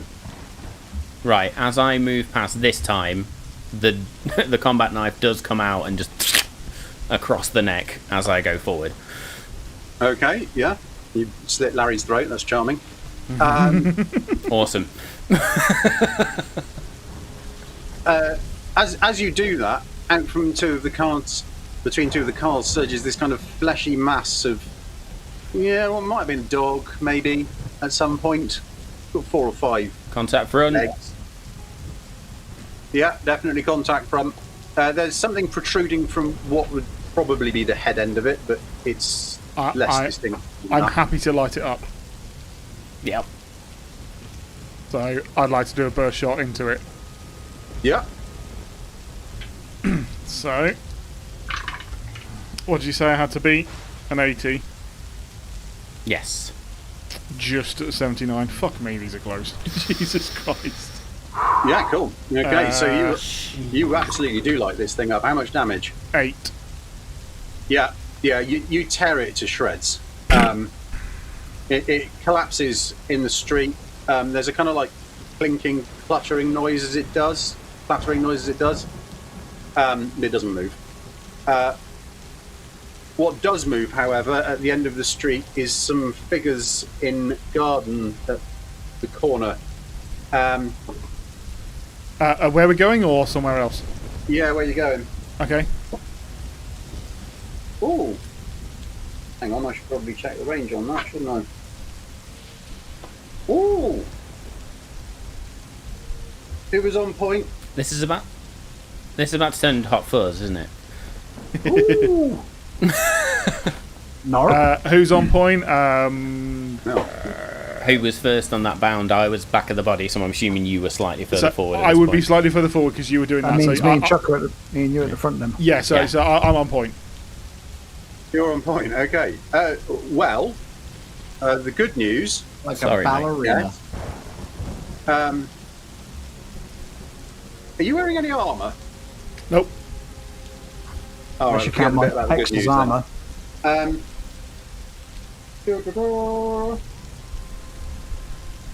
have a Kevlar Yeah, helmet. the good news is you take half damage from a shotgun at this range. Nice. Oh, Bad news is that's Bollocks. still 4. Still 4. Fucking Yeah. hell. Luckily, you're wide enough for me to hide behind, so you take Yeah, the full brunt of that. 100% I still take that. Yeah. Alright. Fuck down! Come on! Yeah. Another shot kind of is fired pretty wide. Well, high, in fact. I mean, okay, yeah, I'll probably also then be like, hold fire! Hold fire! Just because I'm like, well, nothing has had a weapon yet. So, These are True. shotguns. And Yeah. it's the West Country. okay, so I Your mums is packing around here. don't give a shit if somebody's just shot my best mate. I'm Enough more counting land. that as an enemy, and I am rushing forward at this. But I probably grab Blades and drag him up to the point where Mad Dog and Chuck are. I don't know, slide into cover somewhere, and I'm looking for movement. I am tracking for the slightest bit of movement, and whatever moves, there's bullets going into it. As I then say to Chuck and Blade, fix him! I was going to Okay. say, I can't remember what the damage... Is it just HP? I thought there's like something as well in terms of how much damage you take. Am I wrong on that one? Oh, if you lose No, 5... I think it's just points. Is it just if you take more damage? Are you thinking sanity? Maybe. I don't know. Carry on, don't worry. That's fine. Combat. Damage and hit points. Yeah, it's just 2 HP or below. You're unconscious for an hour, and then 0 Yeah, I think HP. it's Of course, the you're amount of dead. damage taken. Yeah. Yeah, So yeah. you're alright. Oh, I suppose I could have done the dodge? Yes, no? As a reaction, yeah. Well, I've just seen the lethality damage as well. You add the 2 percentile die as if they were individual D10s. Yeah. If you don't so, reach the yeah, target, okay. yeah. Right, well, we're going to go back into dexterity order again. So who was our 17? 15. Chuck, wasn't it? Me. Yeah, Chuck. Couple of figures, at least, that are apparently clumsily but somewhat successfully firing shotguns at you from a garden at the end of the road. They're probably about 60 metres, 50 metres away from you. I will point my shotgun at them with the torch so I can illuminate and go see if they're human or crazy monsters for a start. So what would I ascertain? Broadly human. I don't want to shoot you. If you are friendly, we are here to help. With the military.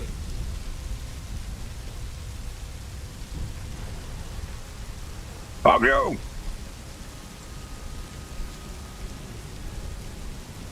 Warning shot at his feet.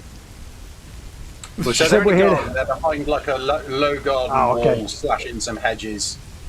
You've seen where the blasts have come from, and the figures are kind of humanish Alright then, shape. scratch that.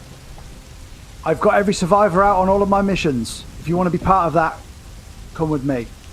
If not, meet your fate now. He just lied, Spork. He said it was only 3 earlier. Noted. No My reaction. eyes are dead straight. No response, Chuck. Blades. I'll chuck a flashbang at him. Ooh, okay. Yes. Go on then. I thought you said you had no more grenades. I haven't got a grenade, but I've got a flashbang. Nice. Boom, 53 beats an 85. It's a 20-meter range. Mm-hmm. It says damage first minus 40% rolls. I don't They've know got what that minus means. 40% to their rolls, so they have to beat Oh. their roll minus 40%. Yeah. But now they've been flashbanged, I'll be like, right, bum rush them! And I'll start rushing in. Cool. Dude. Blades, believe you were a 16. I am going to reach into Mad Dog's vest and pull out a Zippo like lighter that he has. I'm gonna start like lighting the end of one of my knives, and then I'm gonna try and seal the wound for him by Fucking first aid cauterizing it. kit, you absolute pleb! Do I look like I know first aid? This is the best you're I'm getting. fucking right grabbing now. his wrist and I'm like, do your fucking head in! First aid roll then. Oh no. I mean, it's better than any other option that he could have come up with. I could have been way worse. That's right, He could have Dave. tried and licked it like a dog. I've got you. I rolled a 26 on a 50. We're all good. We are all good. Okay, so unclear as to who rolls this, so I'll let Blades roll the healing as he's done the work. 1d4 HP recovered. 1d4. Nice. 1d4. Woo! Oh, buddy, that's a 3. Hey, Sweet. thank you. Nice. Surprisingly effective. Mad Dog, you kind of get the impression that Blades is completely fucking mental, but there's like a degree of pragmatism to some of the stuff he does. Not sure how he found out that it works, but it seems to. Shh, shh, and I'm gonna put my finger on his lips. Shh, He's as giving I'm you- sealing his wound back up. He's just giving you the fucking death stare of all death stares as you're doing it. It's going,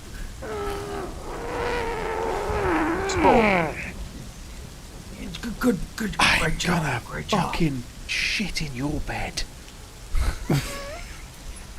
What are you doing? I'm not gonna kink shame at all, Mad Dog. You do what you gotta do. And I'll turn around to face the fight.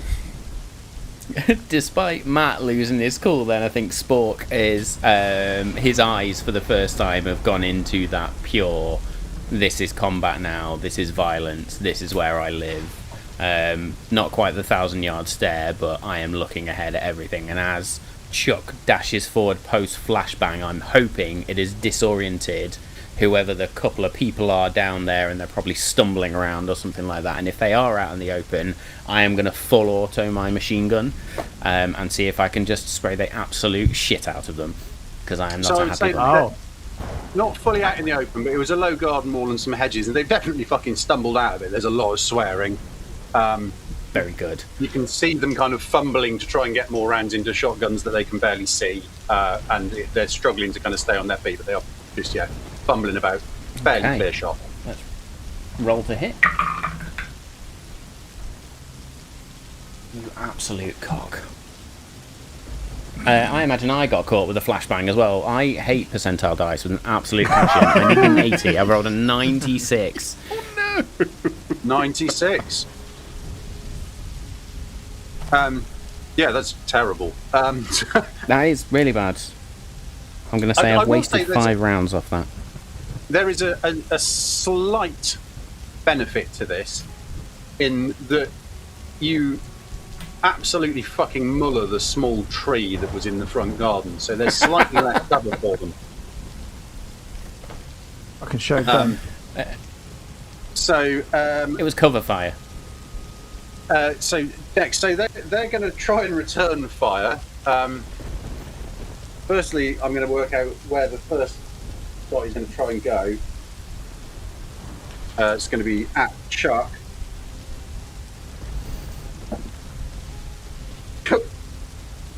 Yeah, minus 40%. Yeah. Good. Yes, it is. Second one's also at Chuck, actually. Wow, okay. Well, so that second one was 136. So the flashbang has done its job.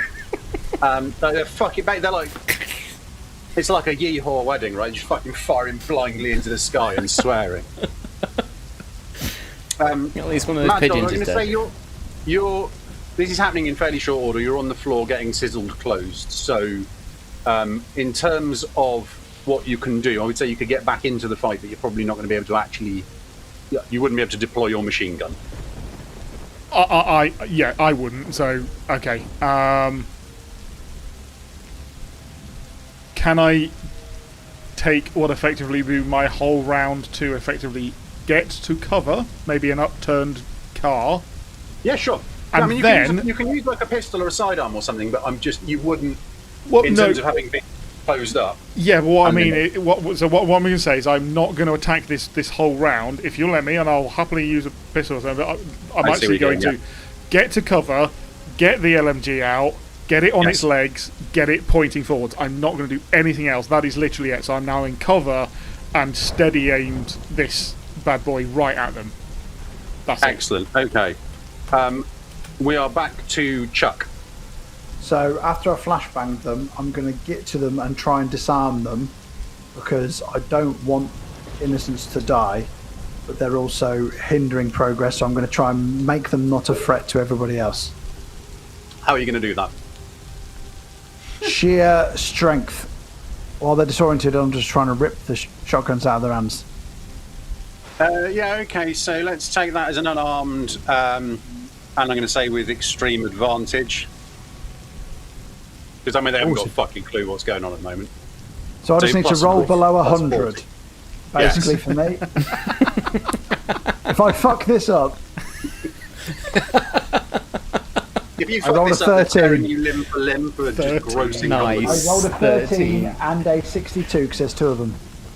Okay. Yeah, that's fine. So, I mean, you run forward, you launch yourself over the small, like, one-footed leap over the garden wall. Double clothesline them both. Yeah. Taking down, the shotguns scatter away. They're not loaded. They don't know what the fuck they're doing. As you land, I would say which way would you be facing when you landed? Because I'm assuming you're not clotheslining them and just face planting Down. in the ground. So which way are you turning your head as you land? So I'm going to, as I go over the wall, run and kind of then go reverse clotheslines and I just land on my back. Ready to then do the hop up onto my feet. Okay, well you don't see a lot then. Blades. Threat neutralized! Not fucking I yet, it's will not. actually, as Spork and Chuck and Mad Dog are all dealing with the front, I'm gonna just wheel round with my combat torch knife, and try and like just assess the six no one basically, ever. and just see fucking what's behind. Basically, just I'm trying to make sure that nothing's ambushing us from anywhere else, basically, and I'm doing. You want to get a doing scope on that thing? The butt. I've been weighing it up. If I see Holographic one, sight. trust me. Could you imagine? It's the Call of Duty exploding knife, isn't it? Yeah. Yeah, the ballista or whatever. Yeah. So sorry. So you are what? Just scoping the general area. Behind us. Yeah, I'm literally turning around and making sure that nothing's coming at us from the rear. Essentially, I'm trying to protect our rears. I'm butt Okay. protected. Yeah, give me an alertness roll then. God, ooh, that's a 22 on a 70. You've got a torch knife, so you can have a advantage on that. I don't need it. I got a 20. I got a 27. We're all good. Okay, yeah, cool. No, it all looks clear. Okay, it all looks clear. Cool. Yeah. I will then.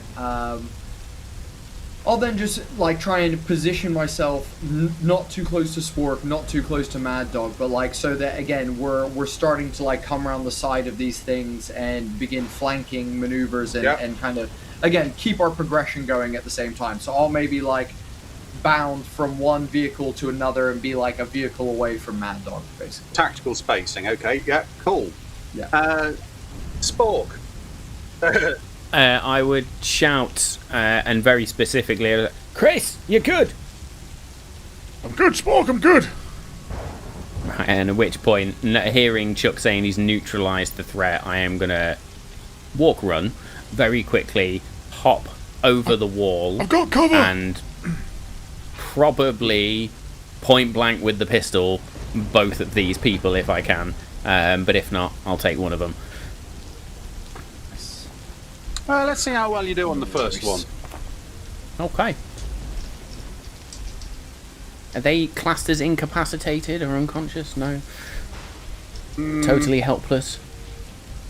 No, I mean they've been knocked over. That's fine. I wouldn't say they were fully incapacitated. Fucking beautiful. That is a 10. Which is definitely a success. Yeah, cool. So the first one, you shoot through the roof of the mouth, which is much easier because it doesn't have a lower jaw. Just has kind of like amazing. neck. That's so. In fact, it doesn't even seem to have a throat as such. It seems closed up, and then there's just like top jaw. Notably, no teeth. Awesome. The back of its head doesn't seem any more resilient than people who don't have freakish front faces, so it dies. And on a 10, I'd definitely let you take a second shot at the other one. Okay, do you need me to roll damage for that at all, or are we just saying gone? Roll damage. It was 4 points of damage. Yeah, no, he's dead. Okay, second one. Oof. I needed an 80, I've rolled a 70. Yeah, okay, cool. And damage on this one? Is a 6. Yeah, cool. Okay, so this one also dies. Not through the roof mouth, not sure you can see the mouth. It looks more like some kind of tumorous lump that has sprouted from the top of the neck, and it was actually kind of almost like dangling. You can see there are eyes in there, not where you'd usually expect eyes to be, or in the numbers that you would typically associate with a head, not a human one anyway. They seem like they're kind of in these weeping, pussy wounds, as if they've erupted from the surface of this thing. But that's all much by the by, because you blow a hole through it. Both of them go completely. Nice. At that point, I will probably grab Chuck, grab his head, and push it down to where these two creatures are. They're not fucking human. Kill them. What kind of monsters would be we if we didn't check? Oh, clear! Clear. I'll get up from the from where I am. Go and get those fucking shotguns. Let's head to the pub, I guess. And I'll kind of just like, saunter strut through the center of the vehicles, past the two dead, and tap Spork on the shoulder and be like, are we pairing up again? Because I enjoyed our last foray together. Sure. There's no humour in Spork whatsoever anymore. He saw Chris take a shot. Head's on a bit of a swivel now. Lead the You way, gain Captain. 2 shotguns. I'd say you probably find about 8 shells that are easily enough findable. Nice. Not to be an absolute butthole, but would the shells be affected by the rain in any sort of way? Shells. No, it's sort of like Gunpowder within surface pockets of the coats that these things were wearing. So yeah, you're in the corner garden at the end of the road, which is where these were hiding, notably outside of the perimeter of the light. Okay. How far waterfall is the pub now?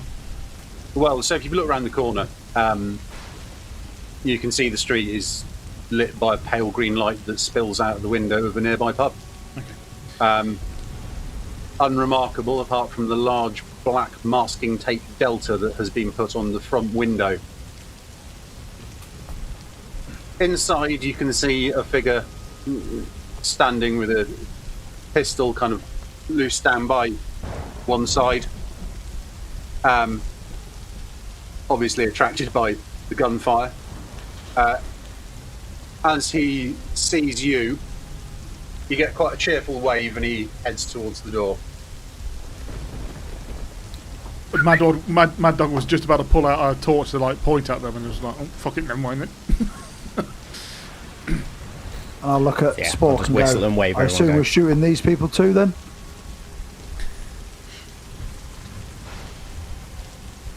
He would Don't like respond. that, I bet, Chuck. He would like that a lot. I Don't bet. respond. I look in at the black masking tape, and I just probably look at Chuck and point after you. Why wasn't that on the intel? We're going in blind here. Wasn't a Why was what not on the intel? We knew we were coming to someone who was at least signalling us. Anything outside of that is enemy combatant. Get in the pub, we'll discuss it in there. Mad Dog would take the rear this time, wait until everyone's at the door, and then follow on that corner. So, as you approach, the figure in the pub pulls the door open and leans out. It was a rough evening to venture out for a drink, lads, but I got you covered. Best get in now for the rush. Have you got any Mad Dog red wine? Dog. No, mate, don't drink wine much. Oh, fuck it. Is it red or white? Red, you heathen. Yeah, we got red. Somewhere. Take it out. He kind of like as pulls you into the pub. Yeah. as we enter the pub, Blades is gonna like shake off like a dog, get all the rain off his body, and then he's gonna run and like vault slide over the bar and snatch a bag of pork scratchings from behind the counter, pop them open and begin kind of throwing them up and catching them in his mouth. So the figure just kind of gives you a bit of side eye and looks at the rest of you. Well, now, first things first, I imagine you gents are thirsty. He gestures towards the bar. There's a few tumblers set out and a bottle of Colburn 1970 cask sat there, unstoppered. Clearly there's a glass that's already been started on. I look Help over the window. yourselves. I look over the window and go, "Have you tried turning the tap off?" Yeah, we thought of that. Can I just check? Are there any human survivors here? Or are you literally the last beacon of hope in this place? What, in the town? Yeah. Yeah, I imagine there's probably a few. Can't imagine everybody's gone just yet. Got one upstairs, but he's had a long day sleeping off. A bit of a medicinal intervention I made. Drugged him. So, Well, if whiskey's a drug and sleeping pills, then yes, I suppose. what the fuck is That's- happening in here, in this village? Well, it looks like my word got to the right people. How long have they... I'm assuming you're Baal. Get on to that. But yeah. How long have they given you lot till they flattens the place? 24 hours. Or at least they did when we arrived. That was 3 hours ago, I think. Yeah, but three and a half. Yeah. I mean, yeah. 3 hours And ago. it's that was. just you lot they sent, is it? No armoured division? Nope. We are armored, and Blades will start flexing behind the bar. Ignore the fucking reprobate. What do you mean armoured division? You telling me we Yeah. need more ordnance? The way you ask that question makes it feel like we're underprepared now. Well, it makes you feel any better. You'd probably been underprepared in an armoured division as well, and it'd be harder to move around. So, pros and cons is what I'd call it. Does suggest to me that they're planning on really flattening the place. If you lot aren't out by the time you need to be, though, saves up on material and all of that sort of shit. Anyway, right, yes. My call sign is apparently Baal. Is sort of funny to the higher-ups, apparently, if he gets the reference. But my actual name's Barry. Pleased to meet you. I did actually used to read the horrible history books when I was a kid, so I do get the Baal reference actually. But I have to say, Barry, you are shit at pep talks. Well, just as well I'm not paid to do them, innit? Look, What right, are you paid to do, Barry? Who are you to this village? I look after this place. As I said, I'll get on to it. Look, right, I'm not daft. I understand OPSEC and all that, but if I'm honest, it's in the way of just telling people things and doing the job, doesn't it? If I start telling you about my times, out in the sticks in Bolivia, dealing with these flying mushroom crabs from fucking Pluto or something, what are you going to do with that little fact about the universe? Go to the press? Of course not. Anyway, you gents is on the inside, so pleased to meet you. Name's Barry Cameltoe. XC Squadron. Should you know the reference there. Also member of the Watchful Brethren of Bone, and unofficially the official lighthouse keeper of the Lidless Eye, Guardian of the Unsleeping Thresh, and a load of the other fancy old twaddle that them secret societies like to laden you with. But Barry'll do fine. How's the whiskey? Hang on, you're not the Baz from... They used to talk about you on the submarines. You can't be the same Baz. Wouldn't know. Imagine there was probably a couple of Bazes out there. I'm We certainly were- a Baz, and I certainly was on some submarines. We were told to Not look for in Bolivia, something though. in Bone. Landlocked. Stone of Bone. Yeah, I got you there, don't worry. Stone of Look. Bone. That was it. Yeah. You've got it Yeah. Yeah, fucking brilliant. in your possession here and now. I do. I'm going to have to ask you to relinquish that particular item over to myself here. Well, I've Gladly. noticed the green perimeter of light that people seem to be avoiding. Is there a way to amplify it across the whole town? Oh yeah, that's what the Stone of Bone's for. It's just in the wrong fucking place. Look, If you say the lighthouse. Forget the needs to know, right? Exactly. Right, there's keeping secrets and then there's being a dick. We don't want to be a dick, so I'll laze it to you straight. And you don't tell the rest of them after this that I did, because they don't need to know, if you get my meaning. We'll be dead. It's fine. I got put here as part of a kind of retirement package, I suppose. That went well. Yeah, well, Hey, show this man Brethren's some been round respect. here- He's a legend. Brethren's been round here for donkeys. Back when everyone lived in huts, probably longer than that, druids and whatnot. But lighthouse keeper's an interesting role within all of that. Last guy quit the job blowing up a mine shaft, try and keep the lid on some precocious meat. Probably met some of it on your way here. Went out with a bang, doing his duty. Best of us any of us can hope for, really. Better than dying at the bottom of a bottle or getting your brain stuck in a jam jar and so on. Either way, I got this job. Or getting torched in a car, one would say. Yeah, there's definitely worse ways to go than that, though, if you want to get creative. I know what you're thinking. Barry's gone mental. Thinks he's a barkeep in a pub called the Lighthouse, and therefore he's a lighthouse keeper.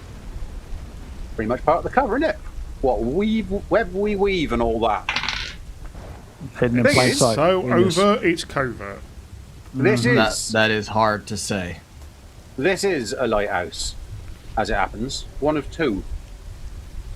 Okay. Very, very old, even by the standards of granite, you might say. That one, down under here, below, sort of. Where all the green's coming from. Okay. Newer one people sees, that's out on the Isle of Vigil. Everyone would recognise that as a lighthouse. Ironically, it's probably not really, but it does the job. Problem is, important part of that got nicked. Good news. Some very brave local lads did the right thing and brought it back here. Paid dearly for it too, as well. Did the job. Show them the respect they deserve. One who made it back here is upstairs, as I said, sleeping off a little bit of a special brew. He'll live, and I guess he's one of us now, since he's on the inside of things. He will be if he survives the hangover. I'd appreciate it, personal like, if you were able to go and finish the job. Specifically, then, I assume take this stone of bone to the He lighthouse. pulls it out from Am I under getting behind it? the bar and plonks it on. It's a bone ivory and green glass type mass. Yep, stone of bone. I wasn't Just get expecting. that to the lighthouse above, pop it up top on the plinth where the big torch would usually be, out in the Isle of Vigil on the bay. Easy peasy. I'd take you down and see the view. And home in time for tea. Is that about right? I'd certainly make it back in time for about dinner tomorrow if you don't want to be some kind of atomic dust, yes. So, what I don't understand is, we were told to act with extreme prejudice, and we get here and we're just putting a fucking glass shard in a tower. How is Yeah. that going to stop all of this? They'll move the green light up above ground, you see. There's Right. one of these on a, let's call it the lighthouse, down below. Green light's coming up from down there, right? Yeah. But that's only underground. That's supposed to be keeping things in check. Well, let's call it underground, easier to describe. What we need now, because this fucker's got out, is to have one above ground, push him back down his little hole where he lives. Okay, so And then that'll stop, and will it neutralise everything we've been attacked by on the way here? Sheep and all? Yeah, these things don't like the green light very much, I have to say. And that'll prevent this town getting levelled, which again will save any innocent people left over. Absolutely, It's a yes. win-win. So, obvious question: what's the easiest way to the lighthouse? I assume boats. So where do we get good boats? Well, interesting assumption. Not entirely invalid, but I wouldn't say easiest. Probably just most differently hard. Okay, you're saying there's a different way to get to the lighthouse. I am. There's over the top, normal like, go through town, grab yourselves a boat, Bob's your fanny, your uncle's your aunt. On the other way through, kind of underground, the old lighthouse below, right? Two options, pros and cons to each, if I'm being honest. The town's gone to shit, if you hadn't noticed. Not Yep. always this unfriendly. And I very much doubt you gents have seen the worst of it so far. So, probably still a handful of the church types wandering around, plus about half the rest of the town's probably angry mints by now. They'll be a lot of fun to deal with. Sea'll be rough, what with this inclement weather, what we're enjoying. So how do we Not get out easy. to an island? Is there like a tunnel under the water then to the base of the lighthouse? He's Like a not tunnel? saying we need to get to the island. He's saying we just need to get underground to this below Well, lighthouse, I think is what you're No, saying. there's the thing, you see. You go through's the best word. The lighthouse below. And that can get you out right under the lighthouse above. We've got the lighthouse below. We need to complete the set with the lighthouse above to complete the circuit, right? Yeah. Underground's not better, it's just different. So Direction's what's the a bit- cons of underneath? Well, depending on how much you like navigating, there might be a lot of that to do, because space is a bit wonky. You won't get any of the old unsleeping fleshes lot down there, as long as you stay out of the side tunnels and the mines where they blasted through. Won't go near the green light. It's got that going for it. Okay. On the Do we just downside, literally there's Right. bugger knows what else down there. Stuff wanders in and out from places beyond our ken, uses it as a sort of like M5, only more cosmic and less sitting in traffic past Gordano services. Oh, Well, that sounds equally shit. What's your compass saying, Magdod? yeah, that's a good point. Now bring the compass out. What's it actually saying? We're fucked. Spinning? At this point? It's actually detached itself from the base. The needle's just sort of like fucking wheeling around inside it. Nice. You've got We've an now epileptic moved into compass, interstellar territory, and it's just doing this to Morse Yeah. code. Yeah. Barry takes one look at that and goes, "Oh, you're not going to fucking need that down there. I got a special one for you if you want to go underground." Well, speaking of equipment, you look like a man of means. Points at the pistol. What else you got for us? I've probably got a couple of grenades to spare, and I've been just Shotgun. as further up the bar, making a couple of You've already got a shotgun. home brews. Well, yeah, I got a couple of Molotovs. Well, probably over-egging them a bit, but, you know, they does the job. 3 or 4 of them, got a nice percentage stuff I could get in there. Yeah, a couple of grenades that I can reasonably confidently say should still work. Bury one, because I'm not entirely sure how long that's going to keep not doing One the thing I don't want it to do. Just if I can help us try and decide where to go, right? If it comes to navigating tricky waters, I probably can help a little bit with that. If it helps with In navigating, the middle of a fucking hurricane. hey, I've faced worse. What in the is a North Sea. hurricane? But Don't you mean a if hurricane? we're underground, I'm going to pretend he's not talking and carry on.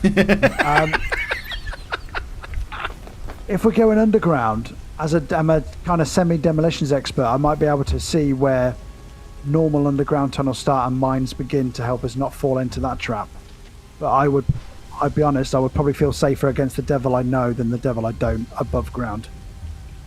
Don't know what you guys are thinking. My vote is above ground as well. I can't really throw any daggers underground in tight spaces. Well, you don't need to worry about it being a tight space. Rather, probably quite a lot more space than you would expect. I don't go down there much myself.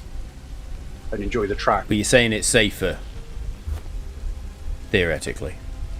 Does the green light travel all the way through the tunnels then, if it's underground? Yes.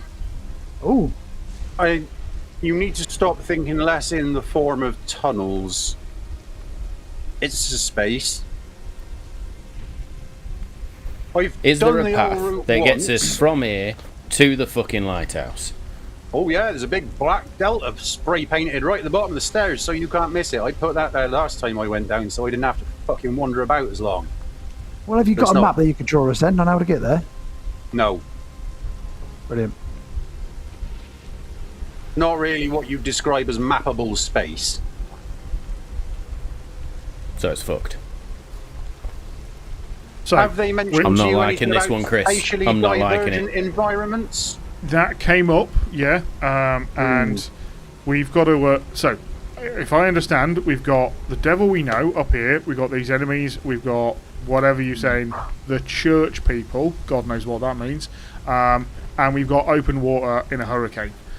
Or we've got, you're saying, potentially getting lost in some weird space thing if we go underground. And the Have I got tunnels that won't be right? flooded. And they won't be flooded. Sure. Universe puddle. The things down there are more likely to be incidentally dangerous in terms of they're not going to be specifically hunting you, like accidentally eat you or something, but they wouldn't be doing it out of malice. Up above, further you get into town, worse things are going to get. Piazza's probably still somewhere around here, and his fucking weird psychiatrist mate as well. He's a wrong one. That's a point. Hang about. We were Secondary told objective. about them. Ladesvor. Whatever Yeah. his fucking name was. I don't know. Secondary Where are objective. they holed up? That forces our hand a bit. Our secondary don't know. objective is to take him out with extreme prejudice. Well, and if you seize them, I would suggest you do that, ideally from as much distance as possible in the case of that fucking shrink. I don't really So- know much about Piazza, other than that he's mixed up in things, and he's probably a dab hand in some things that nobody should be a dab hand in. I don't know fuck all about this Leeds Vor, other than the fact that I don't like being anywhere near him. Right, Barry. I've Where are heard they stories held up? about you. I know you're a legendary character. If it was you, what path would you take? For me? I suppose you play the numbers, really. I don't know how many of these things you've been on. I've always taken it as if I know that one's definitely going to be shit and the other one just might be shit, I will go for maybe every single day of the week. But depends what your skills are. Question for the group. How committed are we to the secondary objective? Primary at this point seems quite important because we can. But we've done the primary. Not yet. We haven't. Oh, no. Yes, you we see, have. The primary, We've got the stone. I don't know whether they didn't share this with you. You need to get that onto the lighthouse. I've already got that. I could stand there holding it myself. Got another one downstairs. Where the green light's coming from? Daft question. Can I just put a torch through this green light one and it make us safe? Portable. Oh, the green light's not any danger to you. No, Don't worry it's not. about that. Green's safe. Yeah, it's good. Yeah, no. What I mean is, and he literally picks up the stone of bone. Oh, He grabs I a torch, see. he points it underneath, and he just goes, "Right, are we safe to walk around with this now?" No. Fuck. Thinking about it, right? Actually, if the secondary objective is catching these two pricks in suits, why don't we turn the light on, then go get them? Yeah. That's not a bad I'm idea. going to look Chuck dead in the eye at this point. That secondary objective was not to capture anyone. It was to do them fucking in. All right. Turn the light on. Shoot their head off. Well, I mean, we've also got to consider the fact that if we go and switch on some big flashlight on that island over there, that our secondary objective might just, twinkle their little toes out of town and walk away. So, It's a secondary know. objective for a reason, and it takes the back seat on our primary. I get the feeling if he finds out what we're trying to do, though, he'll find us. Fine. Let him all, come. all I know probably is not I want bad, to wear eh? his skin. If I had the Fucking weirdo. expectation of being paid out on the odds, I wouldn't be at all surprised if they've made their own way over towards the lighthouse anyway, because they'll be keen to make sure that nobody can do what you're trying to do yourselves. 2 birds, 1 bone stone. Can get on board with that. Takes the magazine out of the SMG, checks the round. Alright. Are we flipping a coin for which way we're going, or have we got to make a decision? Well, to be honest, I've got a wet crotch and I'm going to get trench foot if we go back out there, so I'm quite happy with the tunnels. Okay. I think we just need to be prepared if we go down in these tunnels. What we see is it's gonna be fucked, Oh, and I ain't getting eaten also, by fucking anything. if it helps sway your decision, Spork, because I know I was a bit of a liability back there with those farmers. I thought they were people that needed saving, and it turned out they weren't. By the sounds of it, anything in that tunnel is getting shot. It's getting fucked up. There's no, oh, they might be friendly, they might be not. It's just point and shoot in that tunnel, isn't it? So that makes it simpler for me, I'll hold out a fist to you at that point. and I'll headbutt it. I put a hand on Chuck's shoulder and turn to him and go, "It doesn't matter. You saw Spork just like the rest of us miss, what was it? 6 shots in a row? For someone with a big mouth, he's got a pretty unsteady hand. So I think you'll do just fine, Chucky boy." Again, we need to work on the pep talks in this group. And why are you so clammy? It's more humid in here than I was expecting. The final thing I will do, I think, then, is I'm going to walk up to Mad Dog and I'm going to grab him by the back of the head, put my forehead to his. You good? I'm good. Let's do this. All right. Right, gents, which is it going to be then? Let's go down. Bag of walkers, those shotgun shells, and I'm off in the tunnels. Right, well, I'm I'll going to take get a you a couple of Cornetto Molotovs from the freezer. and the grenade as well. couple of grenades, some Molotovs, help yourselves too, and you'll be wanting this. And he pulls out what looks a bit like a seashell, about an awful lot like a seashell, with a kind of slightly hooked symbol that almost looks like it's been kind of burned into the inside of the shell. What's What this the fuck for? is that? That, well, it's not necessarily a conventional one. I had to make it myself. Not the pick up the odd trick every now and then if you stay in this game for long enough. It's a hypergeometric compass. What's that You see mean the in little real curly life? end?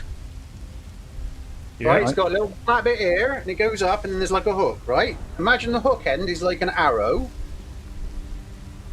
Yeah. That'll point dead to where you're trying to get to in any given frame of reference. Amazing. Happy days.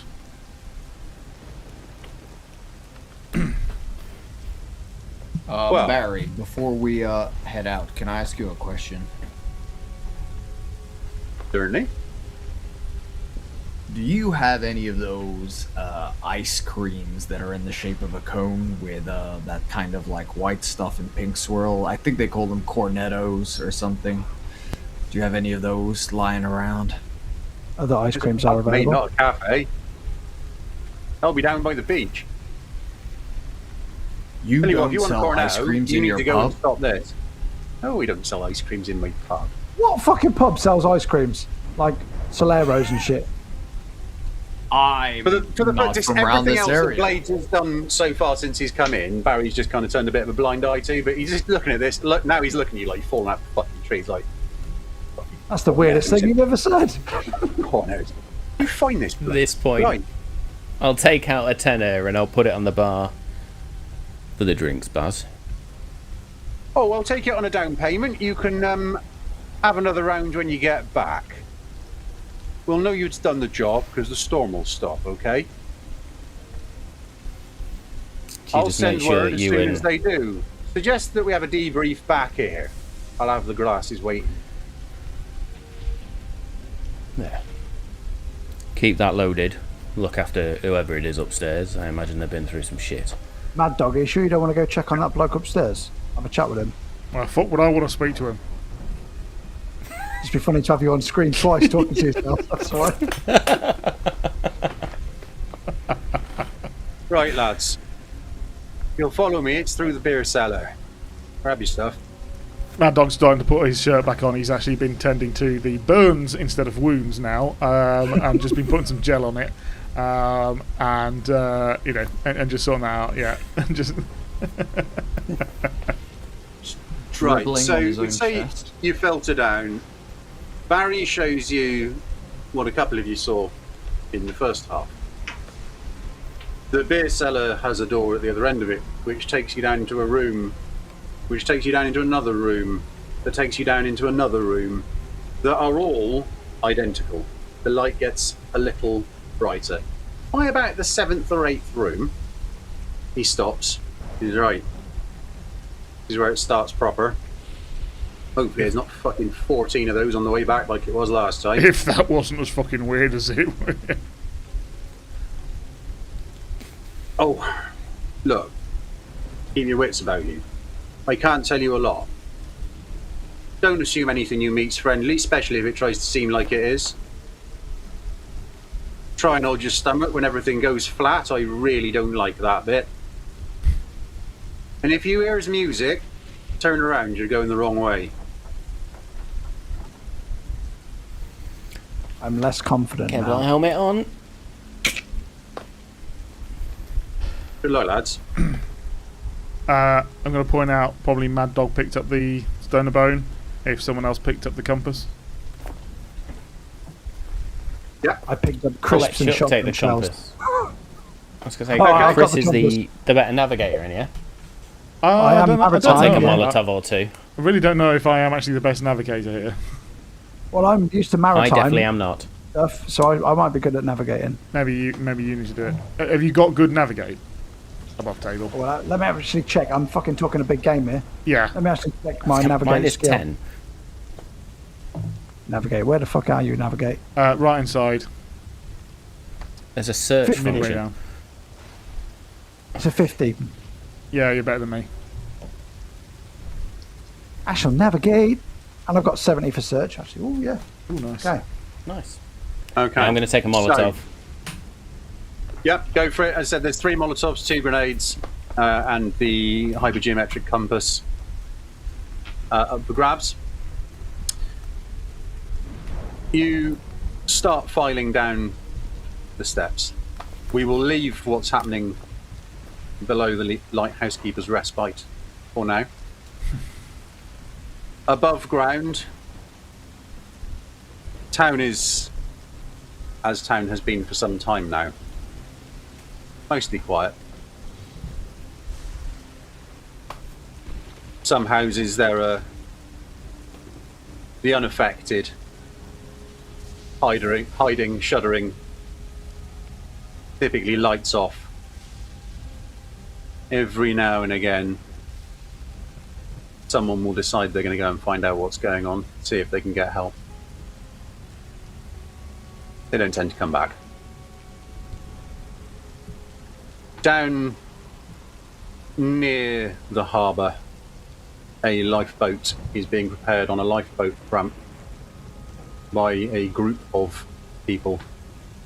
Fairly ramshackle, slightly inhuman by and large, apart from a man dressed in tweed with a waistcoat and a pair of glasses, and a man in a very smart three-piece suit. They're both standing waiting whilst the lifeboat is readied. The storm lashes. The conversation between them is impossible to make out, but they keep glancing towards the lighthouse. They gesticulate. They gesture and yell at those readying the boat. We'll zoom out from there to a view of a town that is not ruined, but different.